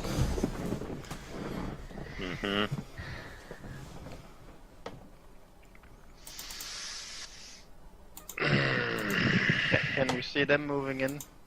The only one who's noticed them at the moment is Odrin. Are they carrying any light sources? Or? They don't appear to be. They're all carrying like these small knives, and the one you can see at the front has like a small leather pouch, presumably from what William was saying. He's been like using it to put the moss and mushrooms in. Yeah. And we haven't seen any signs of habitation here so far. No. Yeah.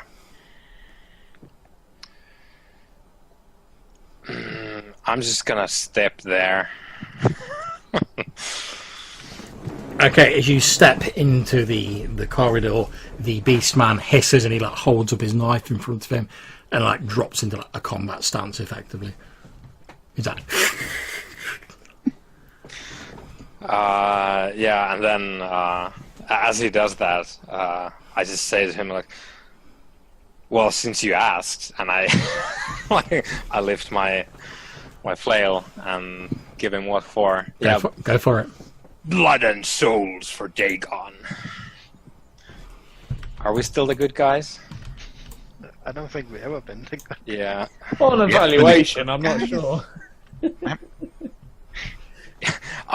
The ethical basis for our actions is rapidly deteriorating, my fellows. Quite. Make your attack roll. Possibly Audrey. after your blood ritual, we'll find out. I mean, we killed 2 innocent farmers, like, debated how to kill a baby. Obviously, my flail is too big for these conditions. I can't get the thing. Indeed, the Beastman will attempt to stab back at you with his like rusty sword.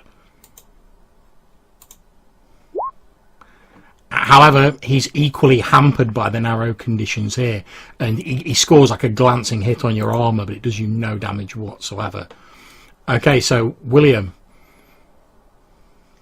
So, sorry I was away for a sec. Basically, Odrin's like stepped into the passageway because he saw some of these beastmen like creeping up, and the beastman like got out his dagger as this huge like armoured figure stepped up to him, and Odrin's like, "Oh, it's like that, is it?" And both him and the beastman, they're like struggling a bit in the confined spaces, so they've swung at each other, and neither of them's managed to hit each other. I'm sending in my rats. I mean, they don't need much space, so... That's fine, I'll just put them off to the side so I know they're there. Okay, and I will let them gnaw on these guys, and maybe tentacle slap, or suck their blood, or whatever they do now. Okay, make your attack roll for your rats. You could say there's rats in the walls. Indeed. Any bonus? Nope. Oof. Okay, describe how your rats tear one of these beastmen down.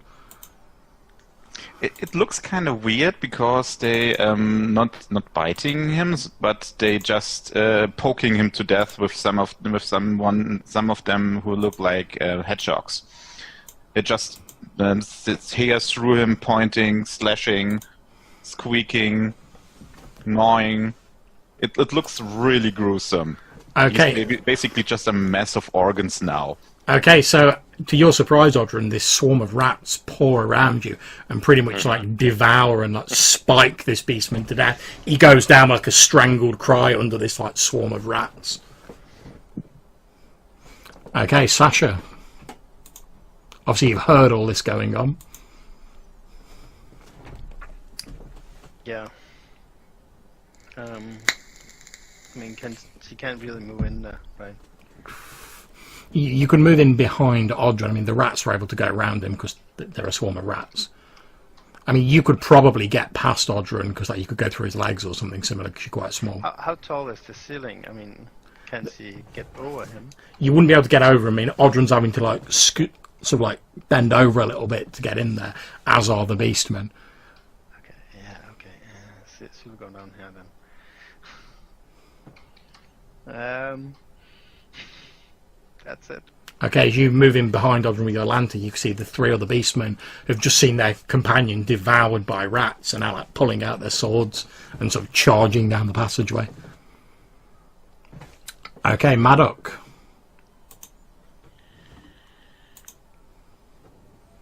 As I said, I have to go now, sorry. William tries to find some secret passageway somewhere and sneaks around and lets his rat fight. Is this okay? Yeah, that's absolutely fine, dude. No problems. Okay. I'm sorry. Good night to you guys. Sorry, dude. Have fun Bye-bye. killing these dudes. Yeah, bye-bye. No worries, See ya. take care, man. Take care, dude. Okay, so in fact, what happens with William, as he's sort of like been concentrating to like direct these rats, Maddox, since he stood next to you, you see his eyes like roll back in his head and he collapses to the floor Odrin, where you're stood, you instantly see this rat swarm that was previously moving as though sort of directed by a will that wasn't their own. They immediately disperse and scatter into the caves. Mm-hmm. Well, as it's my turn, I'll effectively catch William as he's flopping backwards, and just be like, "See, this is why my original assessment of non-combative actions would be a better course of action. Hamish, as you're not as combative as myself, you can carry William from now on, and I will assess the danger." Oh, right, you are. He says, like, looking a bit puzzled by what you've just said, but he moves over and picks up William.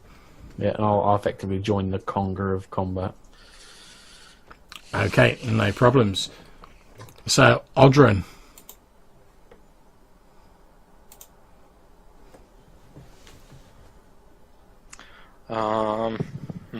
Yeah. I'm stepping forward into this whatever's left of this guy. Bones, I guess. You're literally stood there in like this bloody pile of like viscera and organs. You feel like a painful sort of like lurch, almost like stomach cramp, as you step into this bloody mess. Yeah, so I step into the gut pile, and I get the my beast, so to say, quote unquote, is rising, and I sort of growl at the next one and try to get it with my flail. Let's see if this is any better than my last one. No, it just doesn't work in these conditions. Okay, so you're going to take a swing at him, but you're actually like too distracted by like the blood and viscera. And from where you're watching Sasha and Maddox, you see Odrin like entirely ignoring the beast in front of him, just like reaches down, like grabs a load of these like organs that like spraying blood everywhere, and he's like, "Ugh!" Just like basically basting himself. Yeah, imagine Dwayne "The Rock" Johnson all oiled up and ready to go, except the oil is blood. I think Sasha is developing like a reality filter over Ogren. That's quite a vivid image. Okay, so we're going to do the NPCs. Only one of them can attack Odrin, but he is going to have a +2 bonus because Odrin's like, ah! Oh no! Okay, however, he's still hampered by the narrow spaces and the fact he's like sliding around in a bloody pool of organs, and he almost like falls over and has to steady himself, meaning he doesn't get to strike you. Yeah, it's actually like we're just leaning against each other, me and this beast man, just trying to stay up.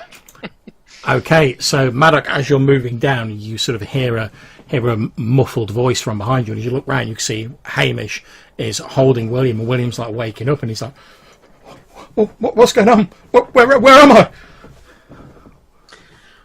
And he sounds like a frightened little kid. Yeah, having the base knowledge of the group that I have, would I be able to assess what's going on? Because I think Rob knows what's going on, but I'm not sure Maddox does. Okay, were you there before when like William's like demon self was like summoned away?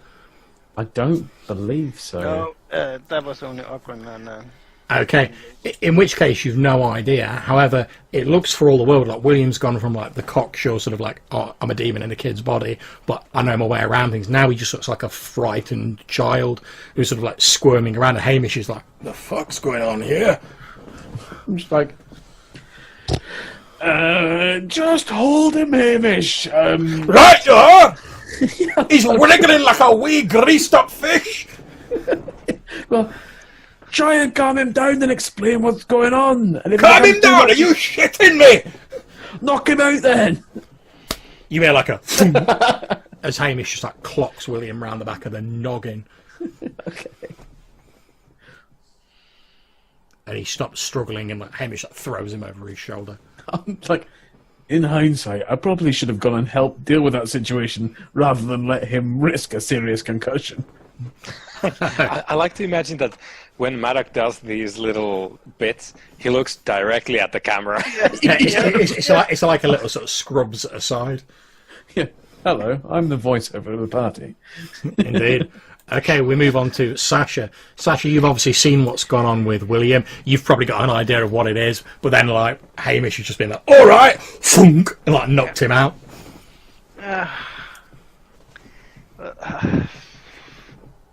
Would she be able to get past this conga line of blood and dust? I would say, given your small size, you can, but you would risk taking damage from the Beastman as you went past. Fuck it. She's gonna try that. So she's gonna, like, there's a lot of blood on the floor, right? So Yep. she's gonna slide between Hawkins' legs into this mess. You're gonna like slide tackle into a pile of guts. Yeah.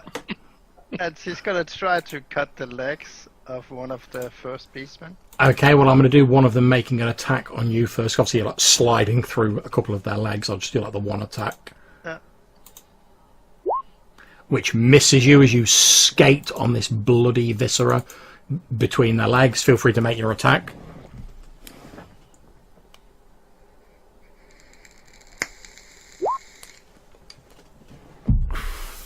Okay, as you slide through, you score a shallow cut on the Beastman's legs. You feel it sort of, as you dig it in deeper, you feel it sort of cut through one of his tendons. One of his legs goes out from underneath him and he falls down onto one knee with a braying cry. Okay, Maddock, the Stone Man, what are you doing?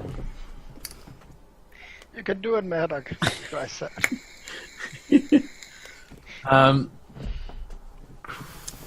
Okay, well,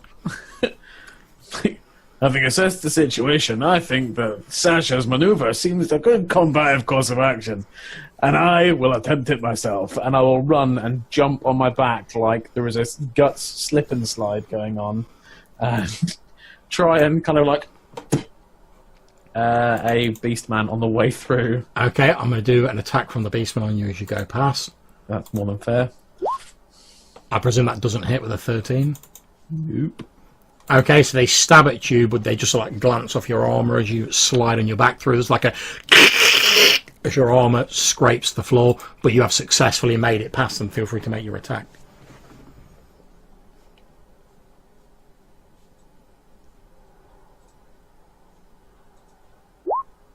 Okay, are you attacking the one that Sasha's already damaged, or are you attacking the one next to you now? Probably the one next to me now. Okay, describe how you dispatch said Beastman. Oh.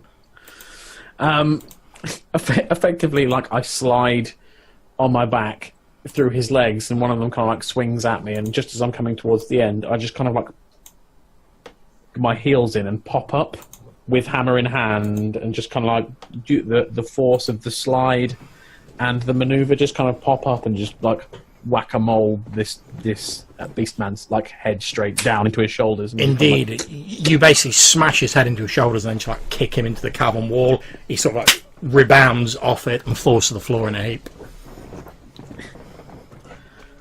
Okay, on to Aldrin, who's finished basting himself.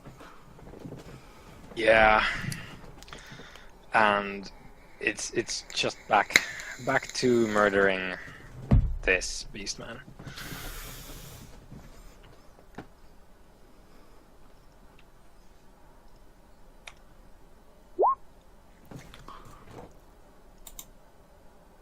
Okay, you fail to hit him. So describe, is your character still basting himself? Do you miss because of the smaller confines? I think it's basically like he's lifting an organ and has just finished like suckling on it as if it was like a tiny bag of juice, and like throws it aside and just takes like a casual like backswing at the dude. Like he's not really into the fight now because he's like ah. Okay, fair enough. So, for the Beastman, I'll do the one attacking Aldrin first. Misses. The one attacking is going to attack Sasha. Also misses, I presume. Yeah. Okay, so it would be on to William, but he's been knocked out, so it's on to Sasha. Yeah. So we're still having two beastmen. So she was Indeed. stabbed and there was one. Go for it. Rapier. And she hits. Okay, describe how you take this beastman out. She's really trying to maintain this reality field over Ogren, so she's really focused on this beastman, and she moves in so the beastman blocks her view of Ogren, and stabs him upwards, up under his chin, into his throat and up to his brain. And as he falls down, she can see Ogren again, and kind of like turns her head a little. Okay, the beastman shudders as the tip of your rapier enters his brain and just like collapses to the floor without a sound, his blood pooling out into this fetid mixture of blood and organs that already lines the corridor. Okay, Maddock. There's just one beastman remaining facing off against Odrin. What are you doing, Maddock? Probably what I will do, and I will run and make an attack at the Beastman. But while I'm doing it, I'm kind of going like, I'm unsure whether this is going to be a good course of action, because I believe that Aldrin wanted to get some combat in here, but due to the fact that he's busy eating people, I think this is a safe move. Go for it. You get a +2 because you're attacking from behind. He's already engaged with Aldrin. Okay, describe how you take this beastman down. It literally is that. I'll run in like doing my full-on dwarven narration, and just kind of like hit him in like the small of his back, and he just kind of crumples over, like folds like a book. Is that Ogren's thought of kill stealing is a dick move? And indeed, that is what happens. Odrin, you look up from like draining all these organs and find that like there's just like a pile of dead beastmen in front of you. Yeah. Yeah. I will probably now just be like, I know, we see whether this is actually a good course of action or not. And I'll just kind of like look across at Odrin. Yeah, and I look at Maddock, slightly surprised, like, oh, Maddock. And then I see the crumpled beastman, just like his nervous system is twitching because he broke his spine. And I just, good work. And I take the haft of my my giga flail and I start like breaking his ribs so that I can like dig into his chest and get his heart out. I'll just kind of raise my shield to stop the splatter hitting me and just be like, and I stand by my actions. I believe that was probably the best course. Yeah, that went better than expected. Sasha will stand behind Maddock with her face the other way and really looking intent at this piece of the wall. But I will kind of like, while with the shield still up, going, Aldrin, I can't help but notice you seem to be a lot more intent on opening people. It's made you, I would say, at least 50% less combat effective. 100% in this combat. Okay, and just to let you guys know, I've removed William's token because he's not unconscious. He's being carried by Hamish. Mm-hmm. Okay, so a few minutes pass while Odrin's getting his yum-yums on.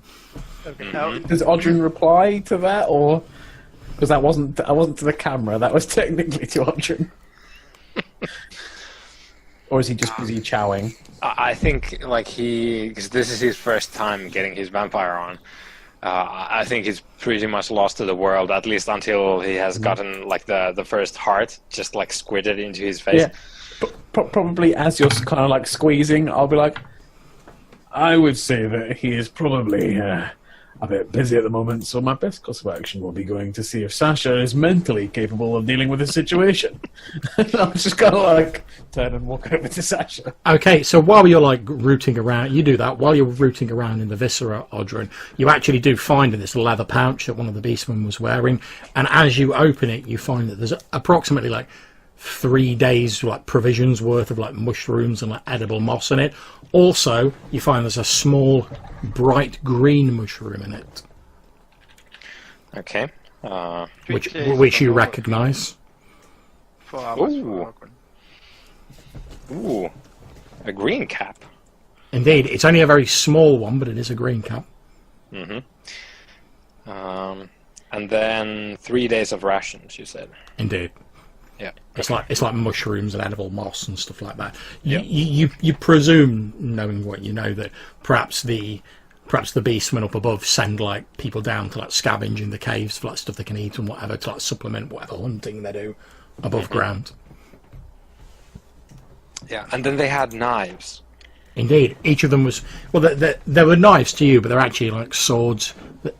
There's like 4 sort of rusty swords here that you can pocket if you wish. If they're all rusty, then maybe not. They look like they're serviceable, but they're all like notched and a bit rusty. They're not in the best of conditions. Yeah. They're not going to break apart if you use them, but you've seen better. Yeah. I'm gonna leave them be for now. But We're not that poor anymore. Okay, Sasha, looking around in the cave, you can see that there's like moss and a few like little mushrooms growing on the walls. It's very, very damp in here. This primary is to have something to focus on and trying to ignore the munching sounds coming from up near Ogren. But you will do a little, poking with the rapier, as you've seen Will do, to see if there's any secret doors or anything like that. Okay, roll me a d6.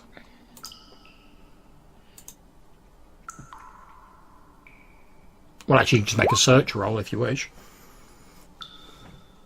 Yeah, okay, I failed. Okay, you poke around, but you don't find any like secret entrances or anything from this cavern.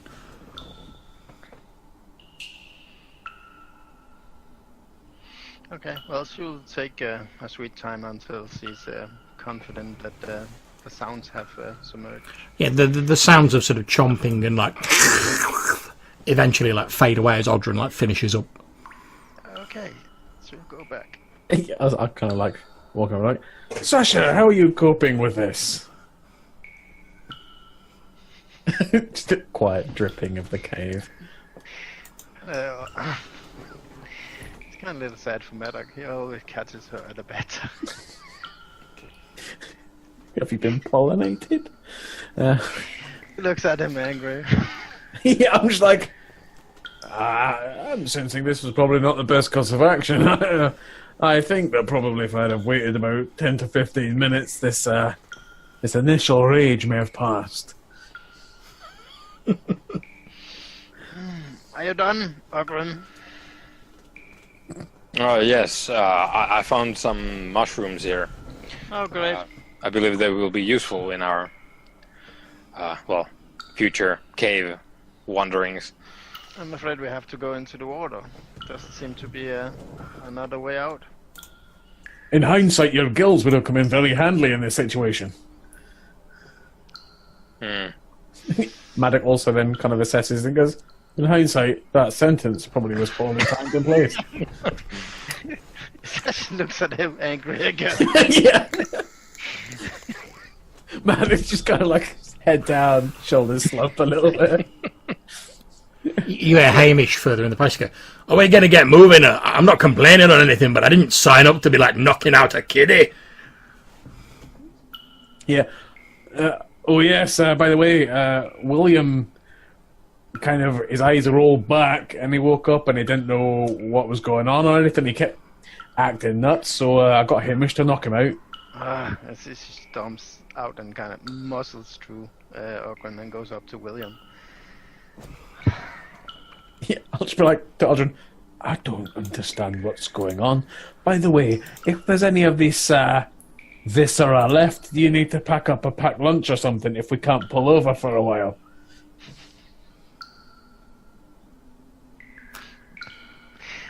Blood lunch. Yeah, blood lunch. I am sated.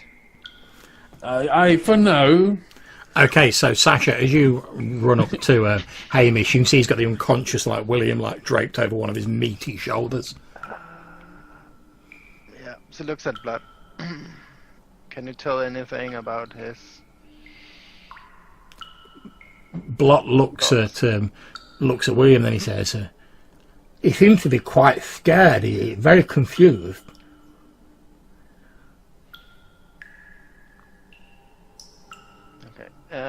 She goes over and takes... He's thinking something about being in a stable and then waking up in a building full of strange people and then being here. Yeah. So he goes over to William and kind of tugs at his magic armor. Does that appear to be still fastened to him? His armor falls off. Oh, look at that.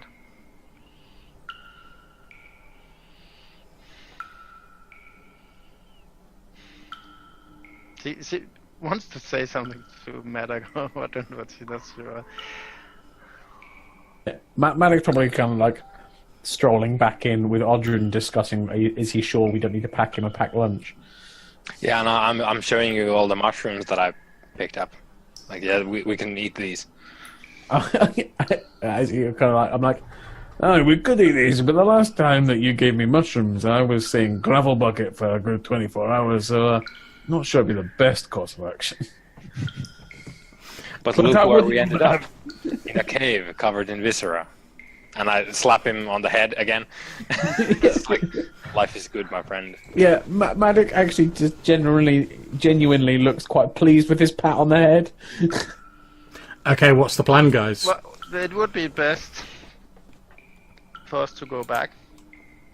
But I back.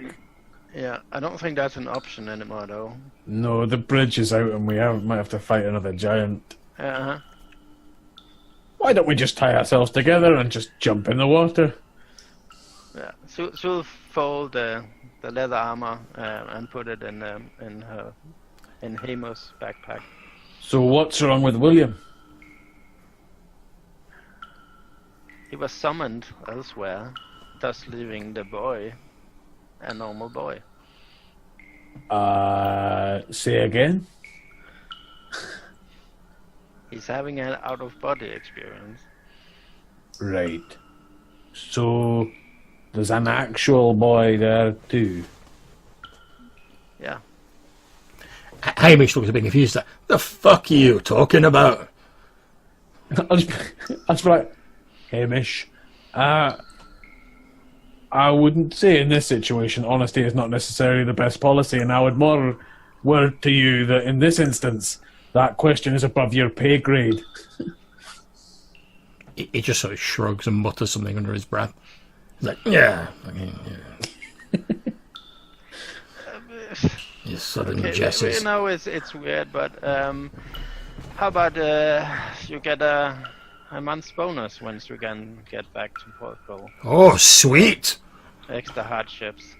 Oh, well, that's a different matter then. Think about the pickled eggs. I can buy with that. I would say pickled eggs is a very good course of action. Aye. And just to make sure, John, Cesar's gonna check out this room to see if there's any exits here. And once she's confident there isn't. Okay, make a search roll. Okay.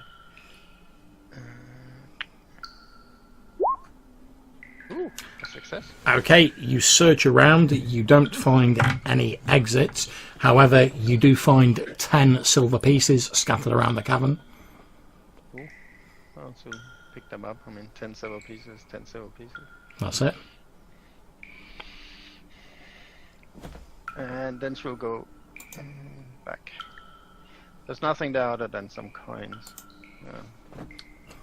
Towards the water, John, is there any kind of detritus or wood in here that might float that we could use as a buoyancy aid? You can't really see any wood. It's more just sort of like stone and like moss and stuff like that. You can also see, like I said, there's like a 10-foot drop where the sort of solid flooring ends. It just drops down into this Like fast-flowing water. Mm-hmm. Yeah, just there. So each of these squares, would that be 5 foot? Indeed. So we could have a rope going from over here. We just need one to swim over first. Or someone who knows levitate. Aha. I shall cast a spell. And she will take the rope and tie it to Maddox because he's the rope tearing killer. I am the anchor of the group. Yeah. Don't misspell that. She will levitate and use handholds to crawl over. Is that cool, John? That's absolutely fine. So you levitate, move yourself up a little bit, and you start using the walls to like pull yourself along. Again, as you do that, just like Maddox while holding the rope, just quite contently, it's just kind of like, of course she can fly. Okay, I'm just moving the rest of you up. And she will land here, and if she can't find anything to fasten the rope to, she will. Okay, as you head into this area, you can see that the sort of ground you're floating directly above looks quite unsteady. It's been eroded by the water. It looks quite treacherous. I mean, no problem for you because you're floating, but it would be quite treacherous to walk over. There's various like stalagmites and stalactites you could potentially tie it to. However, as you're looking around the cave, you can see what appears to be an iron spike hammered into the soil near the water, sort of about here-ish. And there's what looks like a broken piece of rope sort of trailing from it. How wonderful. Trailing in the water. She will still levitate, John. That's fine. You tie it to that iron spike. You can see the rope trailing off it is about sort of 25 feet in length, but then it's like ragged as though it was like ripped or torn off at the end. John, while that's going on, can I put an iron spike from my equipment in this wall and tie the other end of the rope off to it? You most certainly can. In fact, Oh, look at us, professional dungeon crawlers. Indeed. Yeah. Let me draw a line Lineloft on. would be proud. Indeed. Well, it's his gear I'm using, so...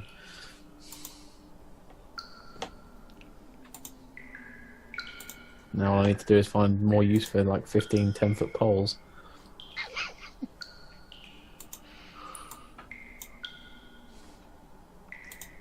They can always use one for a pointing stick when he's making his explanations. Okay, so hopefully you guys can see where I've drawn the line to represent the rope. It's now securely fastened at each end. Like, it will probably be best for the lighter members of the party to head across the rope first in case one of the larger members snaps it and we all drown. Yeah. I'll just kind of like step back as if the people know to organise themselves into wait order and just kind of like wait. Okay, so Hamo's going to try and go over first. So, Sasha, can you please roll me a d20?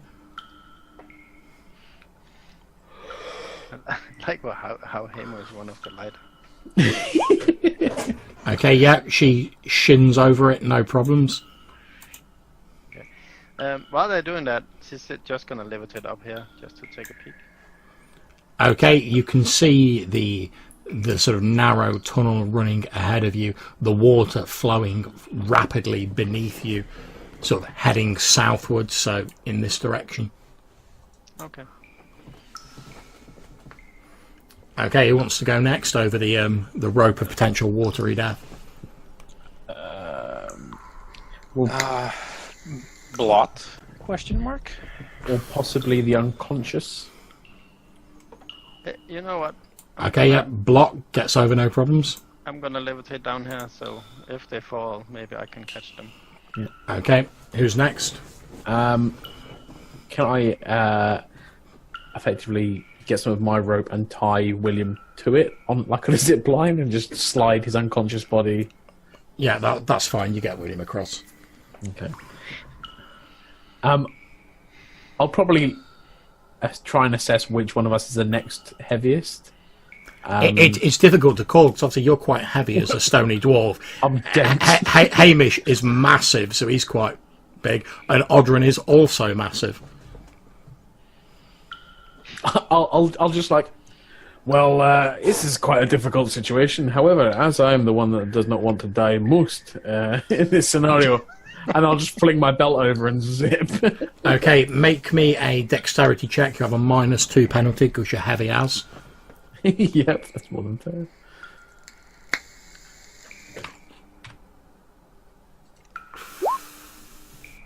That's fine. What's your dexterity? 11. Okay, so with the penalty, which should have actually been a +2 penalty, but you didn't apply a penalty anyway, so you will I actually... put -2, but it didn't, obviously. Okay, so you would have actually, with a +2, because it should have been a +2, you would have actually failed that, so can you roll me 2d6? Yay.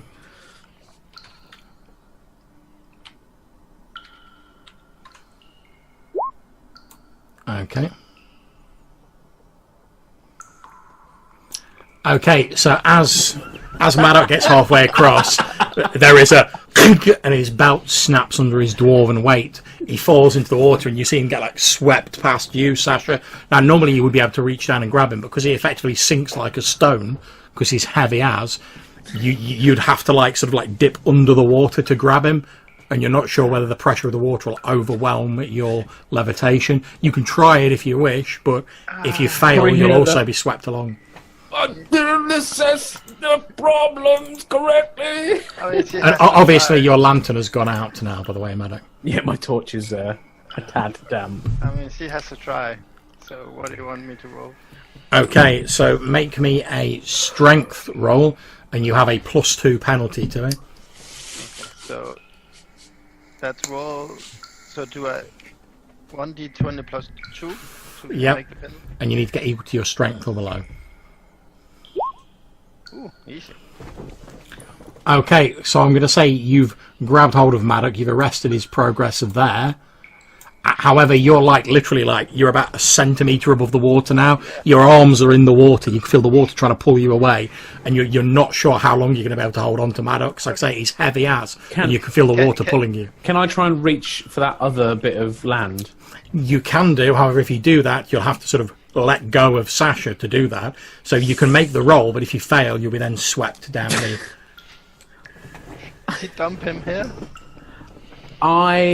You're literally Sasha. It's all you can do to like hold on to him at the minute. Okay. I personally feel that Maddox feels begrudged to Sasha due to the fact he has annoyed her more times than he can count. That he'll probably, out of politeness, will not let her drown herself trying to save him and throw himself towards the land. Okay, so roll me, make a dex check to see whether you can grab hold of the. By the way, I'm sure if I had time and ability to speak, I probably would have explained that. I like thinking she's spluttering in the water. You're like, in the situation, I feel the left claw from action.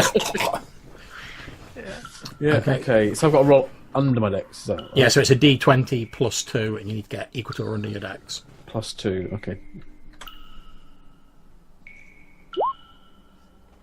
Oh. Okay, so I'm guessing that's a failure. Okay, so you're swept back to your original position. Do you shout anything like heroic as you like let go of Sasha and you leap for the dry land? My apologies. No, it's like I cry. Okay, he lets go of you, Sasha, and like, leaps for the land, but unfortunately like misses, and he disappears off down into the darkness with the rushing water. Okay, meanwhile, while this is going on, is anyone else going to try and go across the rope? Yeah, I'm recommending to Hamish that like he should be next.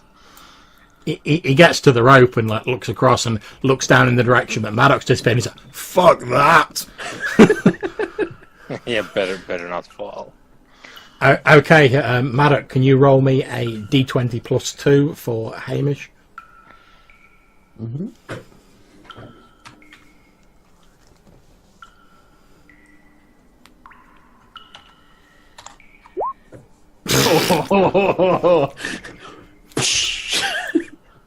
Okay, At least I'm not going alone. so Hamish starts like hand over hand and get across the rope. He gets about halfway and the rope snaps and he's like, "Oh fuck!"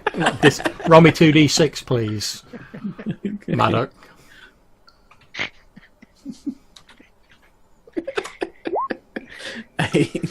Okay, so as you're sort of spluttering to stay above water, you're buffeted by this massive fat form of Hamish who gets like swept past you, Maddox. Can I try and grab onto him as he comes past? Yep, you grab onto him and the two of you continue to like tumble along in the water. Yeah. Okay, that just leaves Audrey there looking at the two broken bits of rope like flapping in the water. This is the point where Audrun is just... Fuck this, I'm gonna go live out my vampire life somewhere else. I'm no longer Ogren. Call me Blood. I am blood now. She will levitate over to him. Do you have a rope? What do you think I am, a dungeon here? Now, you think with your levitation, Sasha, you can probably, like, tie the two broken bits of rope together? Because obviously the rope just snapped in the middle. It's still there. You just have to, like, extend it a little bit. Okay, so try to do that then. That's not a problem for you to do, so I'll add the rope back in. Because it was so useful. You go over to Hamo and I will see if I can find them. Okay. And then what do I roll? It's a dex check. Okay. With a +2 penalty, because obviously you're big.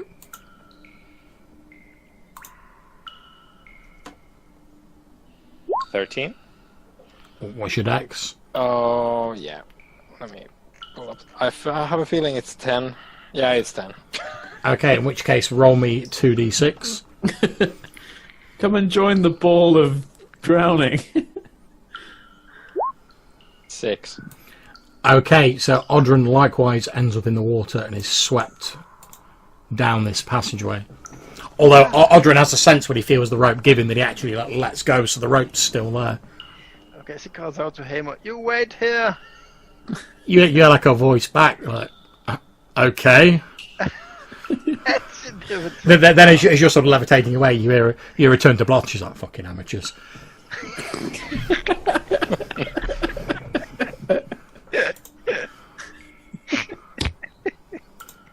It's all going so well. Is this where we end? Like, with everyone being So swept we've still got a good half hour if people are still alright. It's tough. Next week on Drowning in a Dungeon.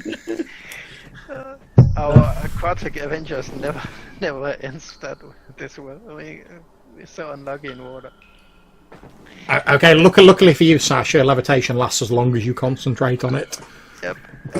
You bet she's concentrating. I mean, if you're gonna continue, she's gonna go down here, and I'm guessing she can follow the screams and Yep. the rushing of the tree fools. Yeah, move yourself to where you want to be. Oh fuck.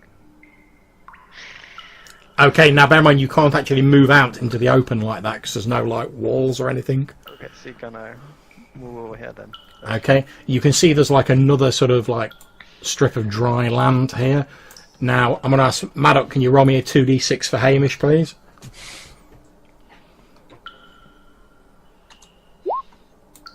Ooh. Okay, he seems to like grab onto some bits of rock and stuff, or maybe it's just his weight, so he's moving like a little bit slowly.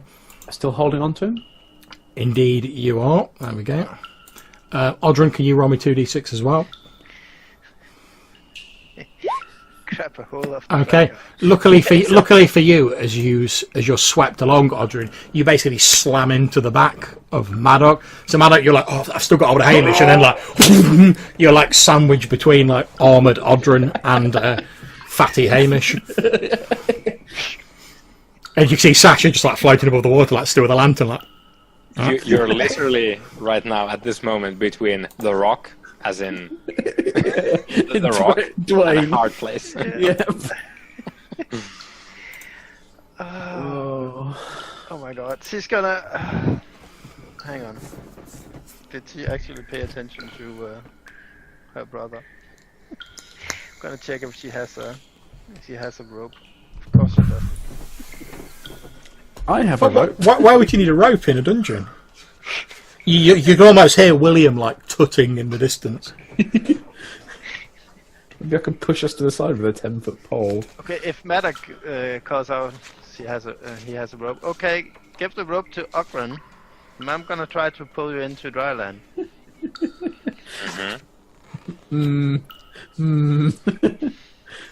Dry land is not a myth. I've seen it. Okay, so Maddock, if you're trying to pass your rope to Audrun, can you please make me a dex roll?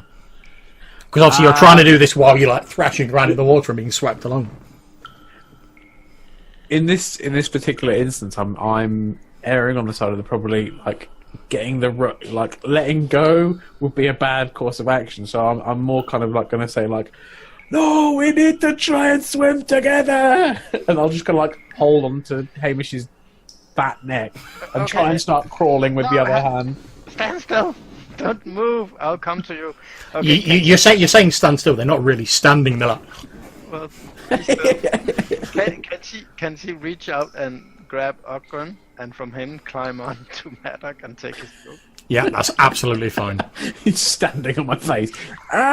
So you're pretty much standing on Maddock's shoulders, like, and he's like holding this bit of rope up, and you like grab hold of it.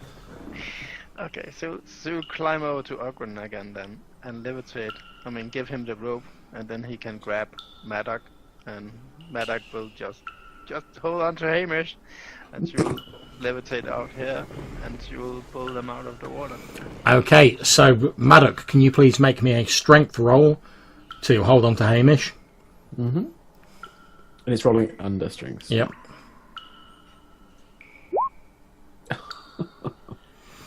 Okay, so you try and grab hold of Hamish's fat neck. Unfortunately, you're not able to, like, your hand slips off and he disappears under the water. No! Okay, Odrin, can you make me a strength roll to hold on to Maddock? You're so fired, Maddock. So fired. In hindsight, I think that action was not the best. How can you two make two? Okay, Maddock, roll me 2d6.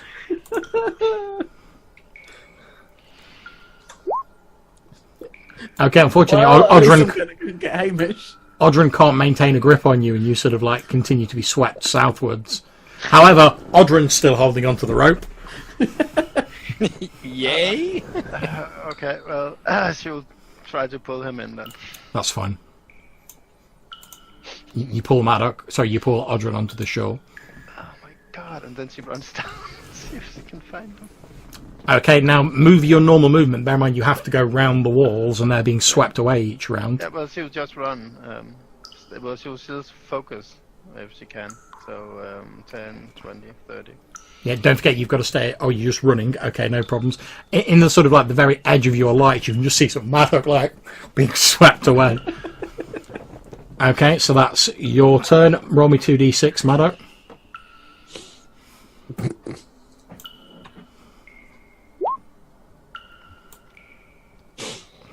Six. Okay, so Sasha, you watch as he's swept down this narrow channel here. You can just about hear him spluttering and like this voice like going, "In retrospect, this wasn't the best move." Can she catch him with a spell? Have you got a spell that you could use? Well, I can cast Levitate on him, but I have to be within 20 feet to do it. Rescue drowning dwarf? Have you got that as a... Yeah, I have rescue dwarf. Well, you're currently 45 feet away, so you could maybe move and get within 20 feet of him. Okay. It's okay. Obviously, though, you can't levitate and cast a spell. Because you have to maintain concentration on your levitate. But you know what? It's just you and me, Arkon.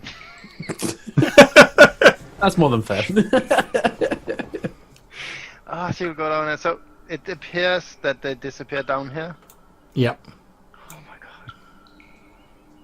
She looks back at Ogren kind of confused and bewildered. Realistically, the only way you could get within 20 feet of him now is if you like levitated using the walls and then held onto the walls, dropped the levitation, and cast a spell. Oh my god. Then you could perhaps get Maddock if it worked to like pick you up on the way back. That's almost too heroic. Okay, can she like press herself in between this? Yeah, it's quite narrow. You can pretty much go like that on like either side because obviously you can like pick a narrow point because you're levitating. Okay. Unfortunately, this is gonna be a wild spell. Ooh. So. Let me just check those beautiful wild. It's mutated now. We're just gonna blow up. So we get back. So William, you're on your own. Audrey and Sasha blew up, and Rob and Hamish drowned. Just another day in Lamentations of the Flame Princess. Yeah. That's it, man. Is Hamish in the wall, John, or is he actually on me? No, I've just moved him away. He's well gone by now. Oh. My Scotch egg buddy. Okay. Egg friend.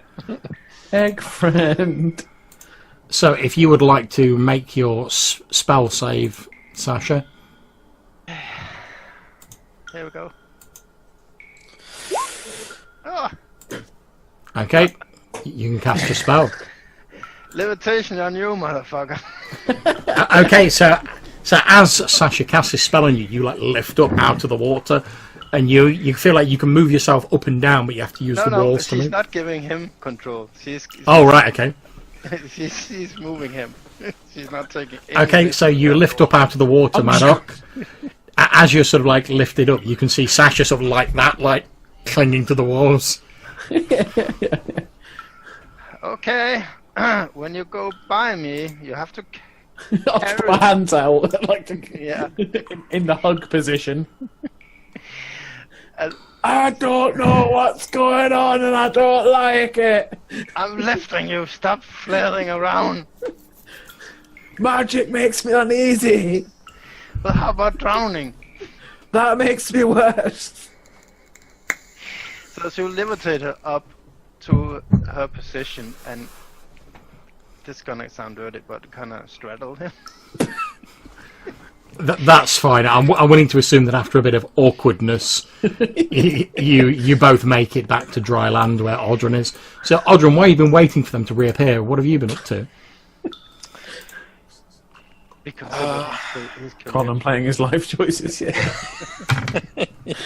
Unfortunately, I don't have any additional mutant intelligence. I could have used some of that. I need to get back to that box. Probably just looking around here. He doesn't have a light source, so Okay, not much is the answer. that's absolutely fine. So, as you're looking around in the sort of darkness of the caves, you can hear a bit of a noise.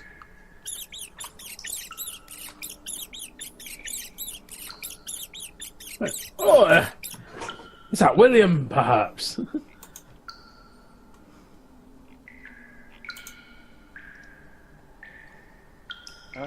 And did you get Hamish? And I'll just be looking around. No, I got you. Oh. Well, thank you, Sasha. I appreciate it. Shall we get a move on? As you say this, you see three large furred shapes slink out of the nearby tunnel. Like, William, we will be with you shortly. They assume it. They are friends. We are all right, William. Yeah, pretty much. Okay, one of the rats hurls itself at you, Maddock. Yeah.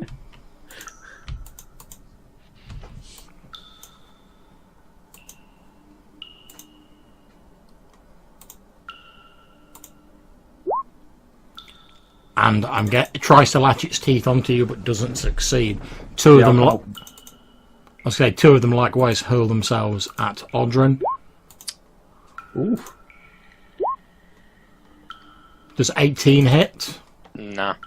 Okay, so these rats sort of like are running all over you, trying to bite you, but they can't get through your armor. There's like a cling, cling, cling, cling, as they're trying to find a space in your armor. Mm-hmm.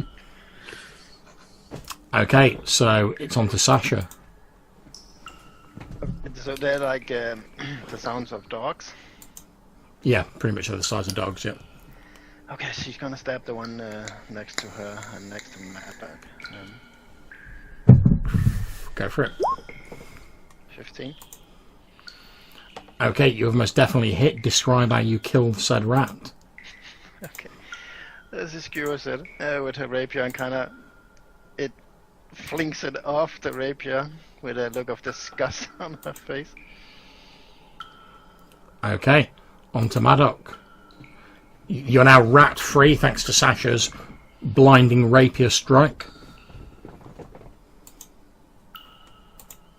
You muted, Maddock. I'm like, oh, thank you, Sasha. In hindsight, that was probably a bad idea to assume all rats on Williams. And I'll jump forward and attempt to hit that rat. Okay, go for it. Okay, describe how you splat the rat. Yeah. Effectively, I just kind of golf swing it. I just kind of like roll a backswing and clip it, and the rat just kind of flies up and splats against the back wall of the cave. Kind of slides down like one of those sticky toys that sticks to the wall. Indeed, and that is precisely what happens. Aldrin. Yep. Here goes. Swinging. Okay, All of one. describe how you kill the rat. It's a rat. It's only got one hit point. I like. Well, I'm gonna use the haft, and I like crush a part of it, and it goes. And it just like smooshes on the ground. Like, okay, that was easier than I thought.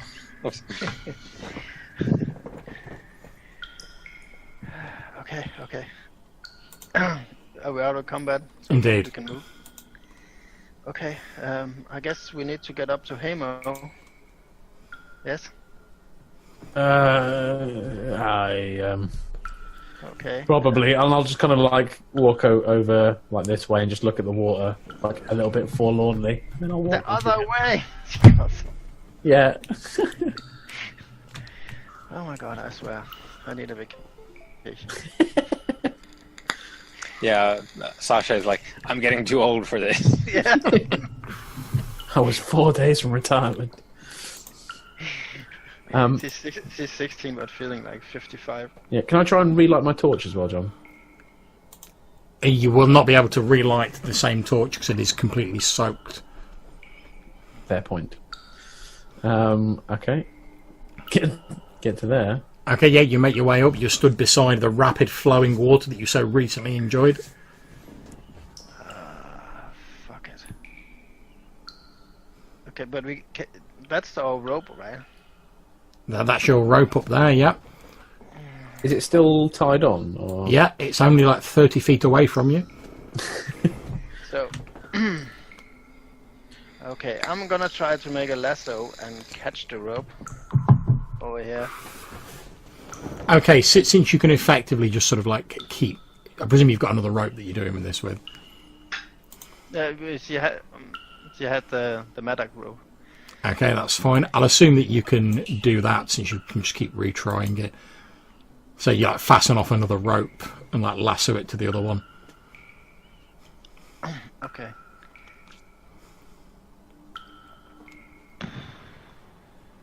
She looks at the two of them. Okay. Hamo, can you hear me? Yeah. What's up where you are? I mean, is there any exits up there? Yeah, there's another tunnel leading out of here, heading eastward.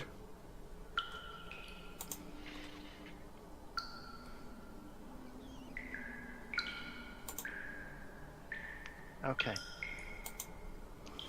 I'm gonna try to climb over here, she says to her two companions. And once I'm over there, I'm gonna have you, one of you, tie yourself to the rope, and I'm gonna pull you up here. And then throw the rope back and get the other of you up there, okay? Right you are, and I'm going to stand down the bottom here, and if you fall off, I will attempt to grab you on the way past. Yeah. Good luck.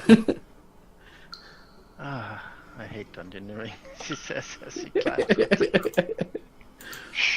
I guess you want the dex roll? Or No, that's fine. Make your normal move along the rope. Okay, so 5, 10, 15, 20, 25, 30. Let that go. Mm-hmm. Okay. Okay, make me a search roll. Before I do that, I will save the game, John. Okay, as you're sort of like moving across this rope, and I'll move you back to where you are when you notice it, you see something long and silvery thrashing around in the water. Seems to be heading in your direction. You're sort of about here when you notice it. Okay. If she can, she will really rapidly climb over here. Yeah, that's fun.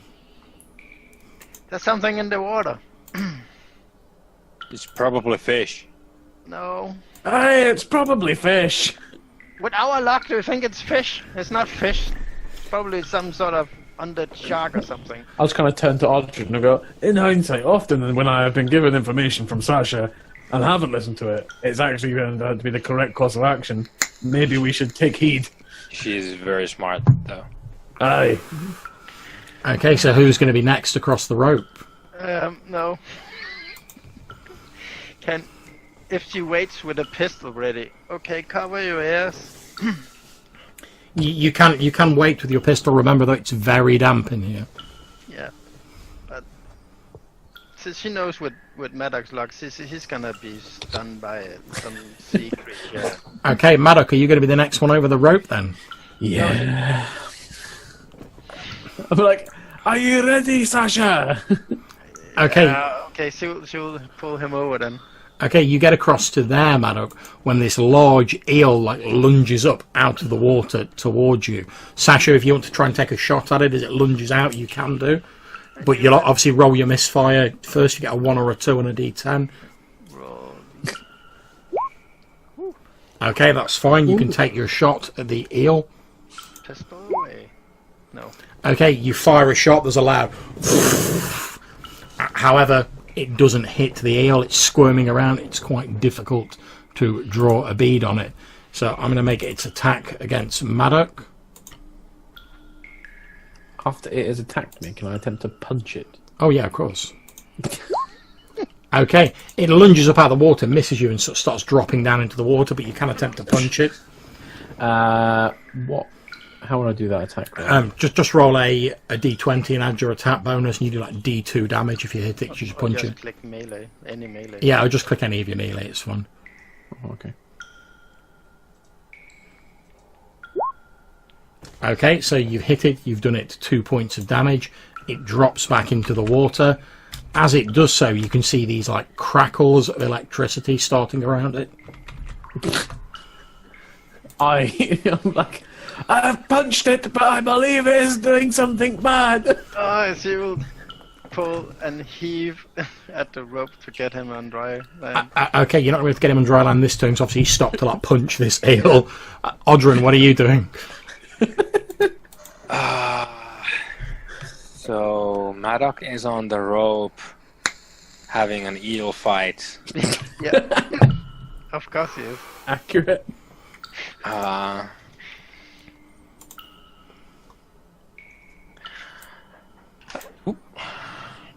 going to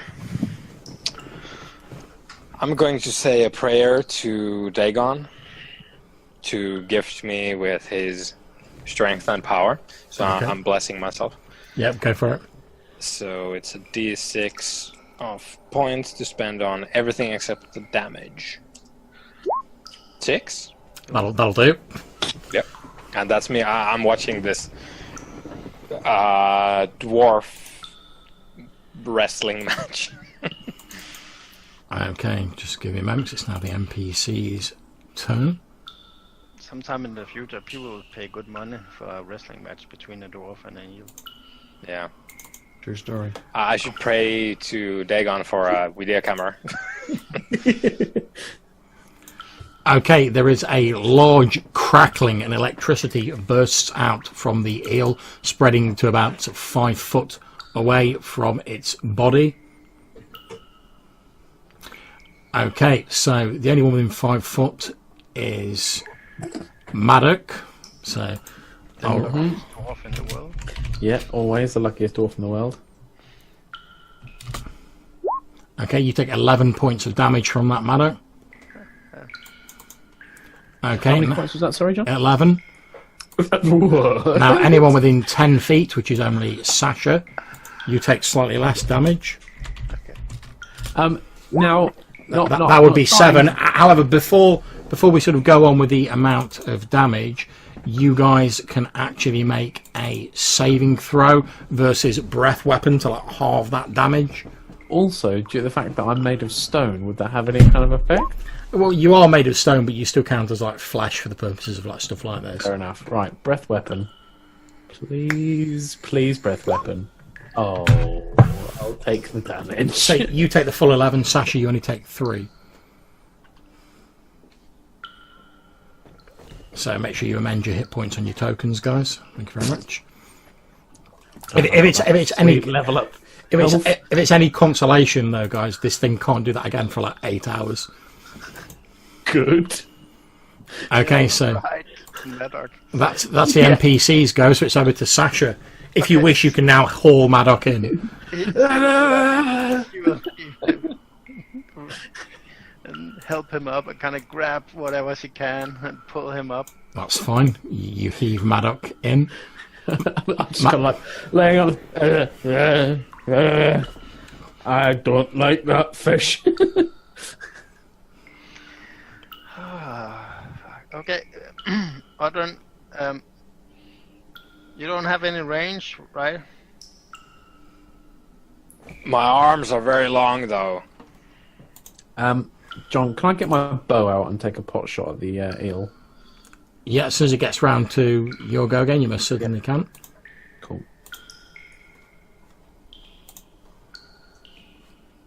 So, in the meantime, what's Audrun doing? Does Sasha give any additional instructions? Other than wait, no. Wait, as in, like, don't use the rope to get over? That lets you eel in the water. And Maddock is kind of in the way, so yeah, wait. Okay, well, he's just waiting. Okay. And probably says, I don't see what the big deal is. Okay, the eel is sort of swimming around. It's obviously not coming onto the dry land because it's an eel. Yeah, I'll just shout across like, in fairness, Audrun, it did do some kind of attack on me, and I am very injured. Okay, so with that, on to Sasha. It's kind of difficult to see on him because he's always in. I am a consistent state of pain. Okay, Celine, So well. Celine's in and readies another pistol to shoot at the eel. Okay, make your misfire roll on your d10. Oh yeah. 1 or a 2.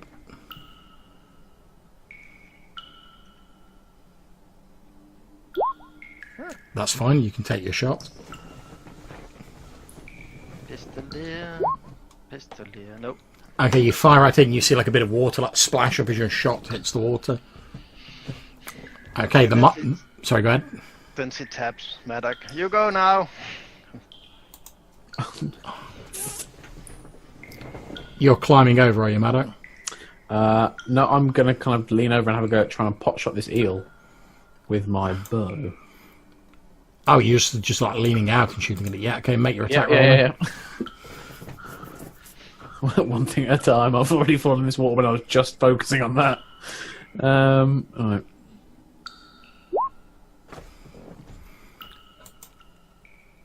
Okay, your arrow sinks into the water, splashes a few feet away from the eel. Audrun.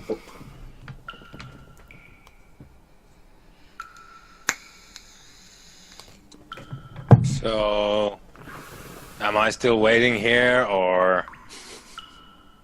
Do you want to risk it? Then you can climb over. But remember to tie the rope. To what? To you. So if you fall down again, we can just pull you in. I'm assuming you've secured the rope at the other end, so you don't need to worry about that. Yeah. Okay. Well, I'm gonna shimmy over. Okay, you get to about there. The eel will attempt to sort of like lunge out and attack you. Obviously, you'll get an opportunity to attack it back as well.